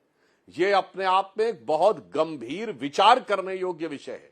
यानी जब वो नहीं थे तो आशा की किरण वो थे, और जब वो आ गए हैं तो निरंतर विश्वास के प्रतीक वो हैं। और जो कोई ये कहने का प्रयास करता है कि व्यक्ति पे निर्भरता और ये सारी बात, मुझे लगता है मोदी जी और पार्टी को अलग करके नहीं देखना चाहिए। फिर मैं याद दिलाना चाहता हूं, जब अटल जी हमारे नेता थे तब भी हम ये कहते थे वोट अटल को, वोट कमल को। और तब 90 के दशक में जब से आने शुरू हुए सर्वे, तब से लगातार उस समय पूरे देश में नंबर 1 पे अटल जी रहते थे। तो यह भारतीय जनता पार्टी की एक विशेषता है कि यहां पर व्यक्ति का निर्माण होता है, नीतियां और नेतृत्व बहुत स्पष्ट रहता है। जो प्रधानमंत्री मोदी जी ने हमारे नए राष्ट्रीय अध्यक्ष नितिन नवीन जी के स्वागत समारोह में शपथ ग्रहण के समय कहा था कि हमारे यहां नेतृत्व बदलता है, दिशा नहीं बदलती। हमारे यहां अध्यक्ष बदलता है, आदर्श नहीं बदलता। कांग्रेस में इसका उल्टा हो जाता है। जो नेहरू के जमाने में थी उनके खानदान वाले उसको उलटने लगते हैं, जो इंदिरा जी के जमाने में थी सारी सब उलटने लगते हैं। राजीव जी कुछ और कहते थे, राहुल गांधी कुछ और कहने लगते हैं। पूरा किसी पार्टी मैं एनालिसिस करके आपसे पूछूंगी सवाल। एनालिसिस इसका मेरी नजर में एक लाइन में ये है कि इनके पास मोदी है, इनके पास क्या है? क्या ये एनालिसिस सही है?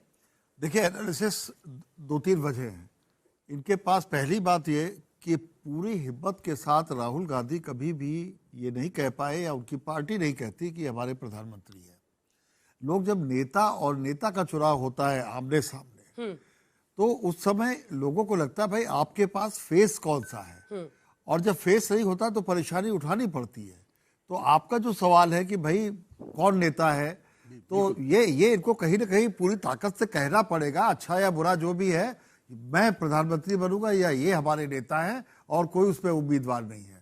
आखिर 2013 में इसमें ये मानते हैं कि भाई जब गुस्सा आता है सरकार के खिलाफ तो लोग वोट करते हैं विपक्ष के लिए, ये उनका आर्गुमेंट। ये भी है, और ये तो आप एक उनके पॉइंट और भरोसे भी हैं। है। देखिए मैं बस शेखर जी की बात को मैं डेटा दे दूं, फिर अब शेखर जी उस चीज को और करेंगे। सुधांशु जी ने एक बात बोली कि नरेंद्र मोदी की लोकप्रियता 50% से नीचे, ये बात सच है। हमारे मूड ऑफ द नेशन में केवल कोविड के सेकंड वेव के बाद वाला जो मूड ऑफ द नेशन था, बस केवल एक बार 50 के नीचे गई। लेकिन एक इंटरेस्टिंग चीज और भी है, वो ये अंजना कि अगर आप ध्यान दीजिए, प्रधानमंत्री मोदी की लोकप्रियता एनडीए के वोट शेयर से ज्यादा है, ठीक है, और राहुल जी की लोकप्रियता इंडिया अलायंस के वोट शेयर से कम है। इसका कारण ये नहीं है कि वो कम लोकप्रिय है या नहीं हो सकते, उसका कारण प्रिसाइसली वही है जो शशि जी कह रहे हैं कि आप दम ठोक करके जब तक बोलेंगे नहीं कि हम नेता हैं, हम प्रधानमंत्री बन रहे हैं, तब तक अपोजिशन का भी कंप्लीट के लिए जगह नहीं है। नहीं है। ये बिल्कुल, मैं बस आंकड़ों आपके आंकड़े के ही आधार पर मैं भी कह रहा हूं कि देखिए, नरेंद्र मोदी अच्छी या बुरी कोई भी चीज है, वो उसकी पूरी जिम्मेदारी लेते हैं। मैंने पहले भी कहा कि भाई किसान आंदोलन लगा उनको कि ये फैसला इस समय सही नहीं है। हम सारे लोग मानते थे कि फैसला सही है, किसानों की स्थिति बदलने के लिए उपाय किए जाने चाहिए, और वो उपाय कोई बहुत बुरा उपाय नहीं था। लेकिन चलिए, किसानों को मंजूर नहीं था, उन्होंने फैसला वापस किया। उन्होंने इसके अलावा भी फैसले वापस किए। वो लोकतंत्र क्या है और वो लोकतांत्रिक नेता क्या है जो कोर्स करेक्शन न करे। कांग्रेस ने भी ऐसा किया कई बार। देखिए, मैं बहुत क्लियर हूं कि जब तक कांग्रेस एक किसी लीडर को आगे करके कंफ्यूजन दूर नहीं करेगी, वो कोई भी हो, तब तक कांग्रेस का दोबारा लोकसभा में आना मुझे फिलहाल निकट भविष्य में नजर नहीं आता।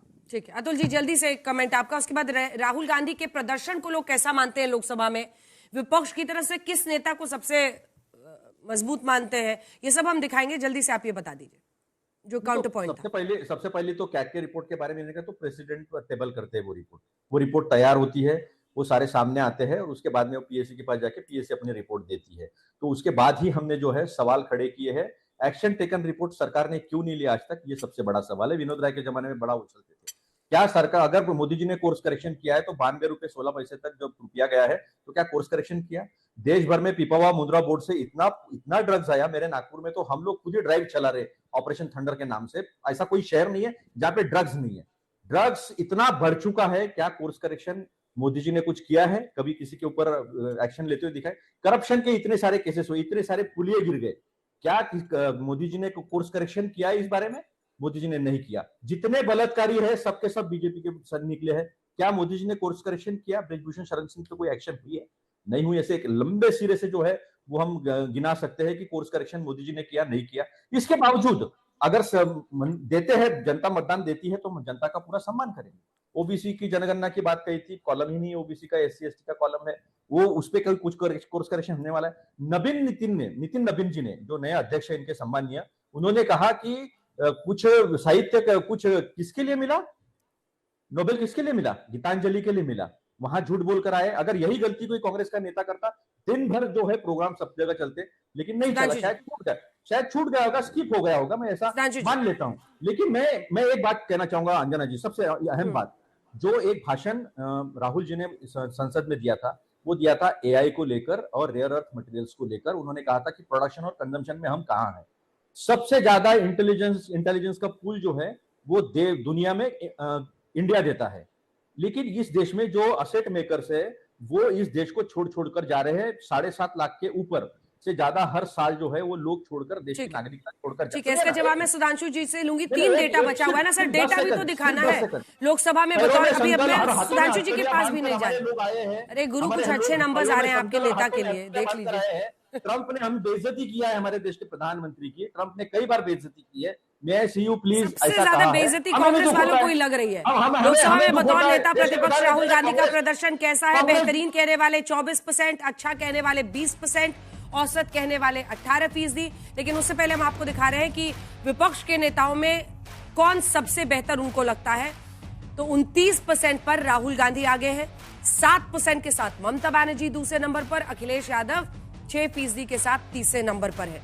तो विपक्ष की अगुवाई के लिए बेहतर चेहरा कौन है, जब यह सवाल पूछा जाए तो वहां पर तो राहुल गांधी बाजी मार लेते हैं, 6%, फिर अरविंद केजरीवाल और प्रियंका गांधी को 3%। अगला डेटा दिखा दीजिए। एक ही बात सुधांशु जी के पास जाऊंगी। जब हमने कांग्रेस पार्टी के अंदर भी बात की या उनके काम को आंकने का जब नंबर पूछा, तो 24% लोग ये कह रहे हैं कि उन्होंने सभा में अच्छा काम किया है, बहुत अच्छा काम विपक्ष के तौर पे, विपक्ष के नेता के तौर पे। 20% कह रहे हैं अच्छा, औसत कह रहे हैं 18, 17% कह रहे हैं खराब, और बहुत खराब कहने वाले भी 14% दिखाई दे रहे हैं। कांग्रेस के नेतृत्व के लिए सबसे बेहतर कौन? तो इसमें राहुल गांधी 36% पर आगे हैं, प्रियंका गांधी लेकिन सचिन पायलट को पीछे छोड़ गई हैं। पहली बार छोड़ी है मेरे हिसाब से, क्योंकि पहले सचिन पायलट दूसरे नंबर पर रहते थे, अब सचिन पायलट तीसरे नंबर पर चले गए 7% के साथ, और प्रियंका गांधी 9% के साथ दूसरे नंबर पर 3%, शशि थरूर, मल्लिकार्जुन खड़गे 2%। तो विपक्ष के नेताओं में भी सुधांशु जी, जब जनता से पूछा जाता है, बस एक मिनट का वो सुधांशु जी से पूछेगा। मैं जो कह रहा था कि भाई राहुल गांधी को यही समय है, अगर जनता की आकांक्षा ये है कि वो ठोकर सीधा कहे कि हाँ मैं अपनी पार्टी के लिए जिम्मेदारी लेता हूँ। एक बात और है, नितिन नवीन को बीजेपी उठा लाई कहीं से, सबसे पिछले कतार में खड़े हुए नेता थे, विनम्र व्यक्ति थे, उनको सबसे बड़ा पद दे दिया। आप कांग्रेस में युवा चेहरों की, अतुल जी जो बातें कर रहे हैं कितनी तार्किक बातें, कितने सभ्य तरीके से कह रहे हैं। युवा चेहरों को कांग्रेस क्यों नहीं आगे लाती कि वो अपनी बात ठीक तरीके से कहे? और लोगों तक वो बातें पहुंचे, तो ये कहीं ना कहीं कांग्रेस के साथ एक ऐसा टेक्निकल डिफॉल्ट हो गया है जहां जिम्मेदारियां निर्धारित होनी चाहिए, वहां जिम्मेदारियां बांट दी गई हैं और बटी हुई जिम्मेदारी में हार की जिम्मेदारी कौन ली। बिल्कुल, और मैं इस बात से सहमत। सुधांशु जी, लेकिन प्रश्न मेरा आपसे ये था कि 27% लोग सबसे ऊपर विपक्ष के नेताओं में विपक्ष की तरफ से अगुवाई करने के लिए चेहरा राहुल गांधी का ही चुन रहे। कांग्रेस पार्टी कहती है कि आपकी पार्टी एक स्मीयर कैंपेन उनके खिलाफ चलाती है, जिसकी वजह से आप लोग उनकी छवि को धूमिल करने की कोशिश करते हैं। आज भी जनता कह रही है कि वही अगुवाई अच्छा करेंगे। देखिए, दो बातें थी। एक तो ये जो आपका सर्वेक्षण है ये किन डेट से किन डेट्स के बीच का है, और ये जो आपने विपक्ष के नेताओं कहा ये विपक्ष के वोटर्स के बीच में या यूजीसी वाला हंगामा नहीं हुआ था उसके पहले का है सर। 8 दिसंबर 2025 से लेकर 21 जनवरी 2026 के बीच का है। नहीं बसलो है। अच्छा, और ये जो आपने विपक्ष के नेताओं की ये बात कही है, ये विपक्ष के वोटर्स में है या जनरल पब्लिक के? इसमें सत्ता पक्ष प्रतिपक्ष दोनों जनरल राहुल गांधी को 27% लोग चाह रहे हैं। जनरल। ठीक, अब मेरा ये कहना है कि जो इसमें आपने सर्वे में दिखाया, यदि सर्वे को सही मान लें तो बहुत गंभीर प्रश्न खड़ा करता है। शशि थरूर जी अध्यक्ष का चुनाव लड़ना चाहते थे, मगर इशारा हो गया कि पीछे हट जाइए और खड़गे जी को आगे कर दीजिए। अब खड़गे जी 2% पे हैं, शशि थरूर 3% पे हैं, जबकि वो कोई ऐसी प्रोमिनेंट पोस्ट पे नहीं है। ये कांग्रेस के लिए गंभीरता का विषय है।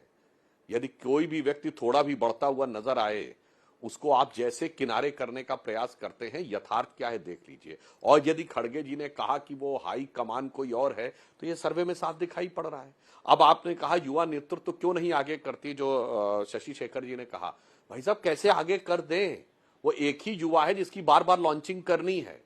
भारत में 500 स्टार्टअप थे 2014 में, अब 2 लाख से ऊपर स्टार्टअप हो गए, पर वो स्टार्ट नहीं हो पा रहा है वो स्टार्टअप, मगर उसी को स्टार्ट करते रहना है, उसको निरंतर स्टार्टअप इंजन लगा के करते रहना है। उस कारण से यह समस्या उभर कर सामने आती है। और ये जो लास्ट वाला डेटा आप ही का, जिसमें 40% राहुल गांधी ऑफिशियली नेता प्रतिपक्ष है कांग्रेस को लेकर की कमजोर कड़ी है 40%। और एक बात बताएं आपको कि दर्शकों को शायद ये लगे कि ये 40% में बहुत बड़ा आंकड़ा शायद होगा जो भाजपा के समर्थकों का है, ऐसा नहीं है। इस 40% में बहुत बड़ा आंकड़ा दरअसल विपक्ष के समर्थकों का है, नॉन कांग्रेस विपक्ष के समर्थकों का है। कहीं ना कहीं जैसे बिहार के चुनाव में देखा, बिहार के चुनाव में एसआईआर के ऊपर जो कैंपेन चला, आज की तारीख में आप बिहार में सर्वेक्षण करा लीजिए, चाहे आप जाकर के आरजेडी के नेताओं से बात कर लीजिए, एक यूनिफॉर्म स्टेटमेंट है कि उनको लगता है 6 से 8 हफ्ते उनके पीक कैंपेन के ऐसे मुद्दे पे खर्च हुए जो कि मुद्दा जमीन पर था ही नहीं। और तेजस्वी यादव आज इस बात के लिए अंदर से दुखी हैं कि वो उन्होंने 8 हफ्ते जो खपाए, पिछले चुनाव जो बेरोजगारी के मुद्दे पे लगभग मुख्यमंत्री बन गए थे, बिल्कुल एकदम पहुंच गए थे। वो इस बार वोट चोरी के भंवर में ऐसे फंसे, अगर वो अड़े रहते तो बिहार के नतीजे कुछ और भी। 55% लोग ये मानते हैं कि नरेंद्र मोदी ही अगले प्रधानमंत्री का सवाल था, अगले प्रधानमंत्री के तौर पर किसे वो पसंद करेंगे। तो ऐसे में 55% लोगों ने नरेंद्र मोदी का नाम लिया है, 27% लोगों ने राहुल गांधी का, 2% ममता बनर्जी का। अब इसी के साथ आ जाइए आप इस सवाल पर कि किसकी बनेगी सरकार। 240 सीटों पर बीजेपी अटक गई थी 2024 के चुनाव में, लेकिन अगर आज हो चुनाव तो ये जो सर्वे है ये प्रतिबिंबित कर रहा है कि आज की जनता बीजेपी को अपने दम पर बहुमत देने के मूड में दिखाई दे रही है। 352 सीटों पर एनडीए को पहुंचा रही है, 182 पर इंडिया गठबंधन को, जहां भारतीय जनता पार्टी को 280 से ज्यादा सीटें अकेले दे रही है, वहीं 88 सीटें कांग्रेस पार्टी की झोली में डालती हुई दिखाई दे रही है। ये ट्रैकर्स, ये सब कुछ हम आपको दिखाते रहेंगे, लेकिन देश की जनता को जांच एजेंसियों पर कितना भरोसा है, चुनाव आयोग के बारे में जनता क्या सोचती है, एसआईआर को लेकर जनता के मन में क्या चल रहा है, और विपक्ष जिस वोट चोरी के मुद्दे को खूब जोर शोर से उठा रहा है उस पर जनता क्या राय रखती है। सबसे पहले आपको दिखाते हैं कि आखिर चुनाव आयोग के बारे में जनता की राय क्या है। क्या देश में स्वतंत्र और निष्पक्ष चुनाव होते हैं, fair and neutral, fair and free and fair elections.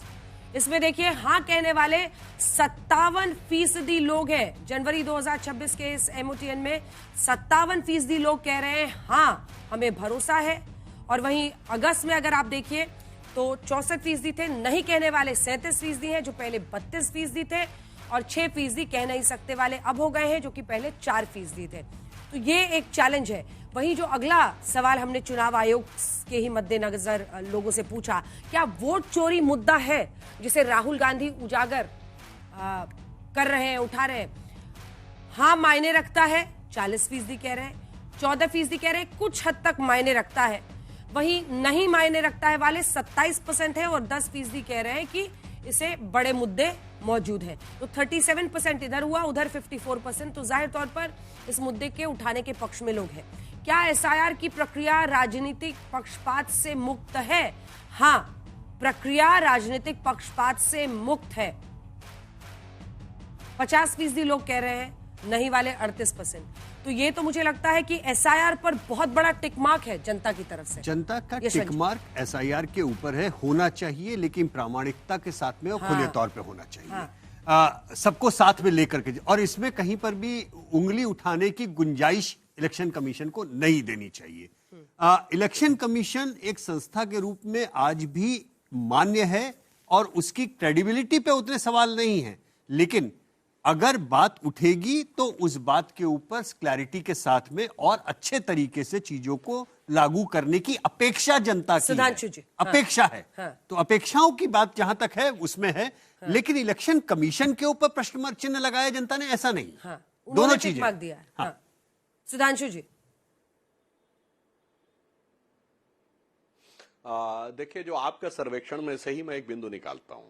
आपने कहा कि चुनाव फ्री एंड फेयर नहीं है कहने वाले 37% लोग हैं, और राहुल गांधी जी प्रधानमंत्री पद की पसंद है, ये 27% लोग हैं। तो जरा मैं जानना चाहूंगा कि ये 10% का डिफरेंस कैसे है? अर्थात जो लोग ये मुद्दा उठा रहे हैं, जो राहुल गांधी जी, उस मुद्दे के प्रति समर्थन करने वाले लोगों में से भी 10% लोग राहुल गांधी को प्रधानमंत्री के रूप में नहीं देखना चाहते हैं। मुझे लगता है या तो इस आंकड़े पर पुनर्विचार करने की जरूरत है, ये राहुल गांधी की व्यक्ति के रूप में क्रेडिबिलिटी पे ये आंकड़ा बहुत बड़ा प्रश्न चिन्ह है। अतुल जी, नहीं, डरना तो बीजेपी ने चाहिए कि मोदी जी के बाद तो इनके पास ताश के तरह पत्तों की तरह ढहने के सिवा कुछ नहीं है। तो इन्होंने जो कहा है कि एसआईआर के बारे में और वोट चोरी के बारे में, तो ये बात तो वास्तविकता है। तो इसका मैं तो भुक्तभोगी हूं। हम लोग खुद गए थे गणेश जी के पास, और ये बिल्कुल सही बात कही संजय जी ने कि इलेक्शन कमीशन, वो बोलते हैं ना कि seizures wife should be above suspicion, वैसा होना ही चाहिए। तो हमने उनसे कहा 11 लाख के डिस्क्रिपेंसीज है बॉम्बे के वोटर लिस्ट में, इसे दूर कीजिए। उन्होंने कहा हमारा कोई वास्ता नहीं है इससे, आप जाकर राज्य चुनाव आयोग से मिलिए। हमने कहा हम राज्य चुनाव आयोग से मिले। राज्य चुनाव आयोग ने कहा है वोटर लिस्ट में हम कुछ नहीं कर सकते, ये तो केंद्र की वोटर लिस्ट होती है। लेकिन वहां जिस बदतमीजी से गणेश कुमार जी, एक पूर्व केंद्रीय मंत्री अरविंद सावंत जी मेरे साथ थे, अभी सांसद है, दूसरे अनिल देसाई जी सांसद है, और मैं कांग्रेस की तरफ से था महाराष्ट्र। तो उन्होंने जिस तरह से बात की है, ये बात स्पष्ट तरीके से दिखता है कि हमें फ्री एंड फेयर चुनाव नहीं करने हैं, ये गणेश जी ने कहा। देखिए, जल्द से उंगली उठ गई है। सुधांशु जी, आप रहने दीजिए, मैं इलेक्शन कमीशन पे सवाल खड़े कर रहा हूँ। अब एसआईआर की बात, कौन नहीं चाहता एसआईआर होना चाहिए? बिल्कुल होना चाहिए। समरी रिवीजन हर वक्त होता है, लेकिन समरी रिवीजन करते वक्त जिस तरह से धांधलियां हो रही है, फॉर्म छप के आ रहे बीजेपी के ऑफिस से, क्यों फॉर्म का फॉन्ट और ये इलेक्शन कमीशन के फॉर्म का फॉन्ट 7 नंबर के, और ये जो फॉर्म सबमिट करे वो नहीं मिल रहे। इनके तरफ से काफी फॉर्म लिए जाते हैं, हमें 10 से ऊपर दिए नहीं जाते हैं। जब सुप्रीम कोर्ट ने कहा था कि आप general secretary, vice president, working president, ये लोग भी खामियां भर सकते हैं, हमने 89 लाख खामियां बिहार में दी थी, क्यों नहीं किए गए? घुसपैठिया एक भी नहीं निकला। तो ये पर्टिकुलर मैंने मुसलमान और दलित, यही वोटर्स को डिलीट करने की कोशिश क्यों हो रही है? मैं स्पष्ट तरीके से बोलता हूं, क्योंकि मैं भी इस प्रोसेस को देख चुका हूं। तो अंजना जी, बात यह है कि देखिए, मैं चुनाव आयोग के बारे में बहुत साफ होना चाहिए, चुनाव निष्पक्ष होना चाहिए। चुनाव आयोग जरूरी है इस देश के लिए। चुनाव आयोग का क्रेडिबल होना उससे भी ज्यादा जरूरी है इस देश के लिए और लोकतंत्र के लिए। और जब सवाल उठते हैं तो उन्हें बजाय संघर्ष का रास्ता, मैं पहली बार 2 चुनाव आयुक्तों को देख रहा हूं जो कि विपक्ष पर तंज कसते हैं। उन्हें सफाई देनी चाहिए, बल्कि मैं सफाई शब्द तो थोड़ा गलत है, अपराधी नहीं है, लेकिन उन्हें स्थितियां साफ करनी चाहिए, क्योंकि वो इस देश के लोकतंत्र के रक्षक हैं और आने वाली पीढ़ियां लोकतांत्रिक बनी रहे, इसकी जिम्मेदारी उनके ऊपर है। इसके बाद आ रही सुधांशु जी, एक बार जवाब। अच्छा ठीक है, 10 सेकंड में सवाल कीजिए, लेकिन सुनिए ना सर, मतलब देखिए, मैं ये सिर्फ बोलने के लिए नहीं बोल रही हूँ, काउंटर आर्ग्यूमेंट के लिए नहीं पूछ रही हूँ, मैं सही में मेरे अंदर कौतूहल है ये जानने के लिए कि क्या वाकई अब ईवीएम हैकिंग, ईवीएम में ही गड़बड़ी कर देते हैं, ईवीएम में ही सब कुछ गड़बड़ हो जा रहा है, ये वाला अब बिल्कुल खत्म हो गया है क्या? क्योंकि ईवीएम शब्द हमने अभी हाल के 1-2 चुनाव में नहीं सुना है। नहीं, सुनिए, अभी अब सिर्फ इलेक्टोरल रोल पे सारी कहानी चल रही है। सुनिए ना, नागपुर इलेक्शन कमीशन में हमने कुछ सवाल उठाए। फॉर्म नंबर 17C होता है जो हमारे पास आता है बूथ से, जो साइन करता है प्रिसाइडिंग ऑफिसर, उसके ऊपर मशीन का नंबर होता है। शशि जी को पता होगा इस बात से, मशीन का नंबर होता है। जब हमने कुछ मशीन पे ऑब्जेक्शन लिया कि हमारे पास जो नंबर है वो नंबर और आपने जो मशीन काउंटिंग के लाई है ये मशीन मैच नहीं होती है, 10% मशीन थी, लेकिन हमारा ऑब्जेक्शन ना तो एंटरटेन किया गया ना सुना गया। अब मैं सुधांशु जी से कुछ सवाल पूछना चाहूंगा, क्योंकि सरकार उनकी है, मैं विपक्ष का कार्यकर्ता हूं, मैं उनसे कुछ सवाल पूछना चाहता हूं। आपने 2023 में ऐसा कानून क्यों लाया, सेक्शन 16 में चेंज करवाकर, कि कोई इलेक्शन कमिश्नर कोई गलती करता है, जो भी काम करता है वो कभी कोर्ट में नहीं लिया जाएगा। सेकंड, कमेटी, नहीं सुनिए ना, 2-3 सवाल है जल्दी। हाँ। दूसरा सवाल मेरा ये है कि ठीक है, कमेटी जब भी बनी हो, हमारे वक्त नहीं होगी, हमने बहुत गलत काम किए होंगे, लेकिन अभी जो कमेटी बनी है उस कमेटी में से उसकी तटस्थता खत्म कर आपने जो मुख्य चुनाव आयुक्त चीफ जस्टिस ऑफ इंडिया है उन्हें क्यों निकाल दिया है? क्यों निकाल दिया है आपने? ये दो जवाब दीजिए सुधांशु जी, जवाब तो लेकिन दो ही मैं प्रातिनिधिक सवाल पूछता हूं। अब जवाब दे दो। हाँ। अतुल जी, अब आपको स्पष्ट बिल्कुल पॉइंट बाय पॉइंट जवाब देता हूं। केरल में अभी नगर निगम के चुनाव हुए जो केरल के राज्य चुनाव आयोग ने कराए, केंद्र चुनाव आयोग ने नहीं करवाए।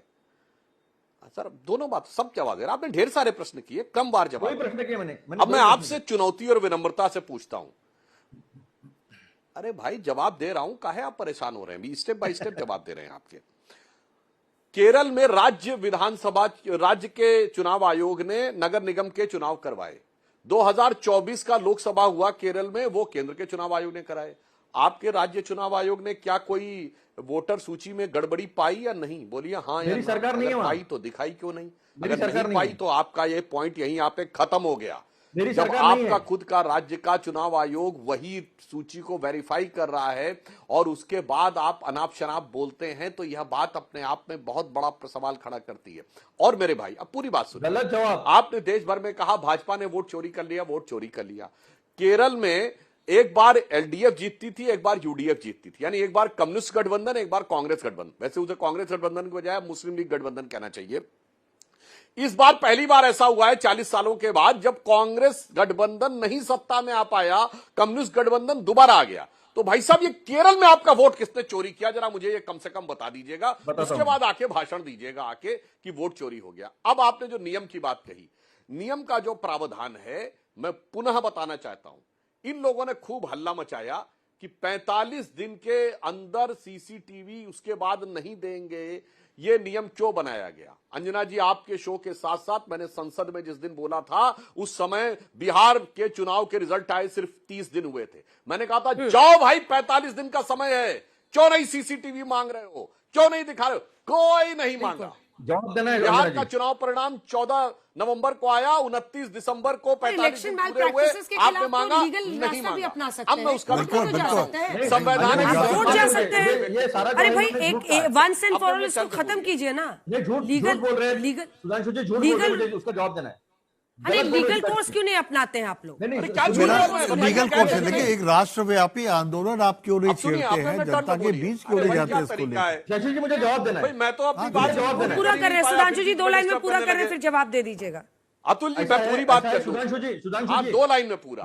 अब मैं आपसे कहना चाहता हूं, सुनिए ना, मेरा सुन लीजिए। यदि बिहार में यह मुद्दा नहीं था, मगर यह मुद्दा क्यों बनाया गया? क्योंकि कांग्रेस का नेतृत्व अब ऐसी शक्तियों के हाथ में है। यूएस प्रेसिडेंट डोनाल्ड ट्रंप ने कहा कि यूएस एड ने मिलियंस ऑफ डॉलर खर्च किए कि भारत में मतदाता सूची में मतदाताओं की संख्या बढ़ाई जाए। उसने एड रोक दी। उसने कहा मुझे समझ में नहीं आ रहा था यूएस एड को क्या लेना देना भारत में मतदाताओं का टर्नआउट बढ़ाने से। चूंकि कांग्रेस का उद्देश्य चुनाव जीतना नहीं है, कांग्रेस का उद्देश्य देश में अराजकता पैदा करना है, इसलिए तेजस्वी यादव उसकी बलि चढ़ गए। उन्होंने कोई मुद्दा नहीं बनाया, ना महंगाई ना बेरोजगारी, जितने मुद्दे हैं। चूंकि कांग्रेस का उद्देश्य चुनाव लड़ना नहीं, जमीन पे आधार बनाना नहीं, चुनाव जीतना नहीं, देश में अराजकता पैदा करना है, इसलिए वो एसआईआर का मुद्दा बना रहे थे। अब बोलिए जो बोलना है, जवाब दीजिए। और मैं यूएस पहली बात तो केरल में हमारी सरकार नहीं है।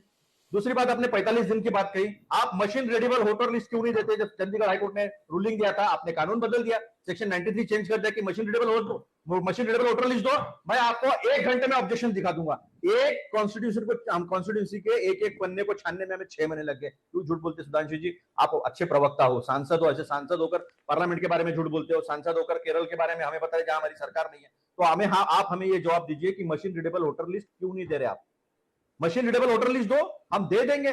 45 दिन में 6 महीने लग जाते हैं एक पन्ने को खोजते स्पॉट में जाकर। कर्नाटक में हमारी सरकार है, सुनिए ना, सुनिए, कर्नाटक में हमारी सरकार है। मैं बीच में बोला नहीं सुधांशु जी, शोभा नहीं देता, हमारे दोनों के बीच में शोभा नहीं देता है। मुझे खत्म करने दीजिए, फिर आप बात कीजिए। कर्नाटक में हमने ये चीजें सामने लाई, सबूत के साथ सामने लाई। मैंने खुद महाराष्ट्र में राजूरा नाम की जो कॉन्स्टिट्यूंसी है, वहां पर इलेक्शन कमीशन ने 12 महीने हो गए, खुद ही ने एफआईआर दर्ज की है, लेकिन आपका इलेक्शन टाइम खत्म हो रहा है, टाइम खत्म हो रहा है, जल्दी से एक लाइन का कमेंट, यशवंत जी, क्या है ये सर्वे, क्या कह रहा है? देखिए, सर्वे ये कह रहा है कि लोग चुनाव संस्था और चुनावी प्रक्रिया पे पूरा भरोसा करते हैं, लेकिन चाहते हैं कि काम बेहतर और पारदर्शी ढंग से होता रहे। इसलिए चुनाव आयोग से अपेक्षा भी है कि जो कीजिए पारदर्शी ढंग से, अच्छे ढंग से कीजिए। यहां पे एक व्यक्तिगत रूप से मैं एक बात जरूर कहना चाहूंगा कि इस देश ने नवीन चावला जैसे भी चुनाव आयुक्त देखे हैं, ठीक है ना, लेकिन उस समय पर भी विपक्ष के लोग या उनके घर में उनके माता पिता के घर पे जाकर के धरना प्रदर्शन नहीं करते थे, ठीक है। आप आयोग के ऊपर आरोप लगाइए, आप व्यक्तिगत रूप से फायदा नहीं है। आयोग के ऊपर व्यक्तिगत किसी व्यक्ति के ऊपर आरोप लगा के मत जाइए। देखिए, लोकतंत्र में पारदर्शिता बहुत बड़ी आवश्यकता है। और मैं फिर कहना चाहूंगा, यदि चुनाव आयोग की बात है तो चुनाव आयोग की निष्पक्षता पर मैं बात नहीं कर रहा, लेकिन उन्हें और पारदर्शी बनना पड़ेगा और जो उन पर आरोप लगते हैं उसका जवाब उन्हें सही तरीके से संस्थागत रूप से देना, बिल्कुल संस्थागत देना ही चाहिए। चलिए, इसी के साथ एमओटीएन में इतना ही।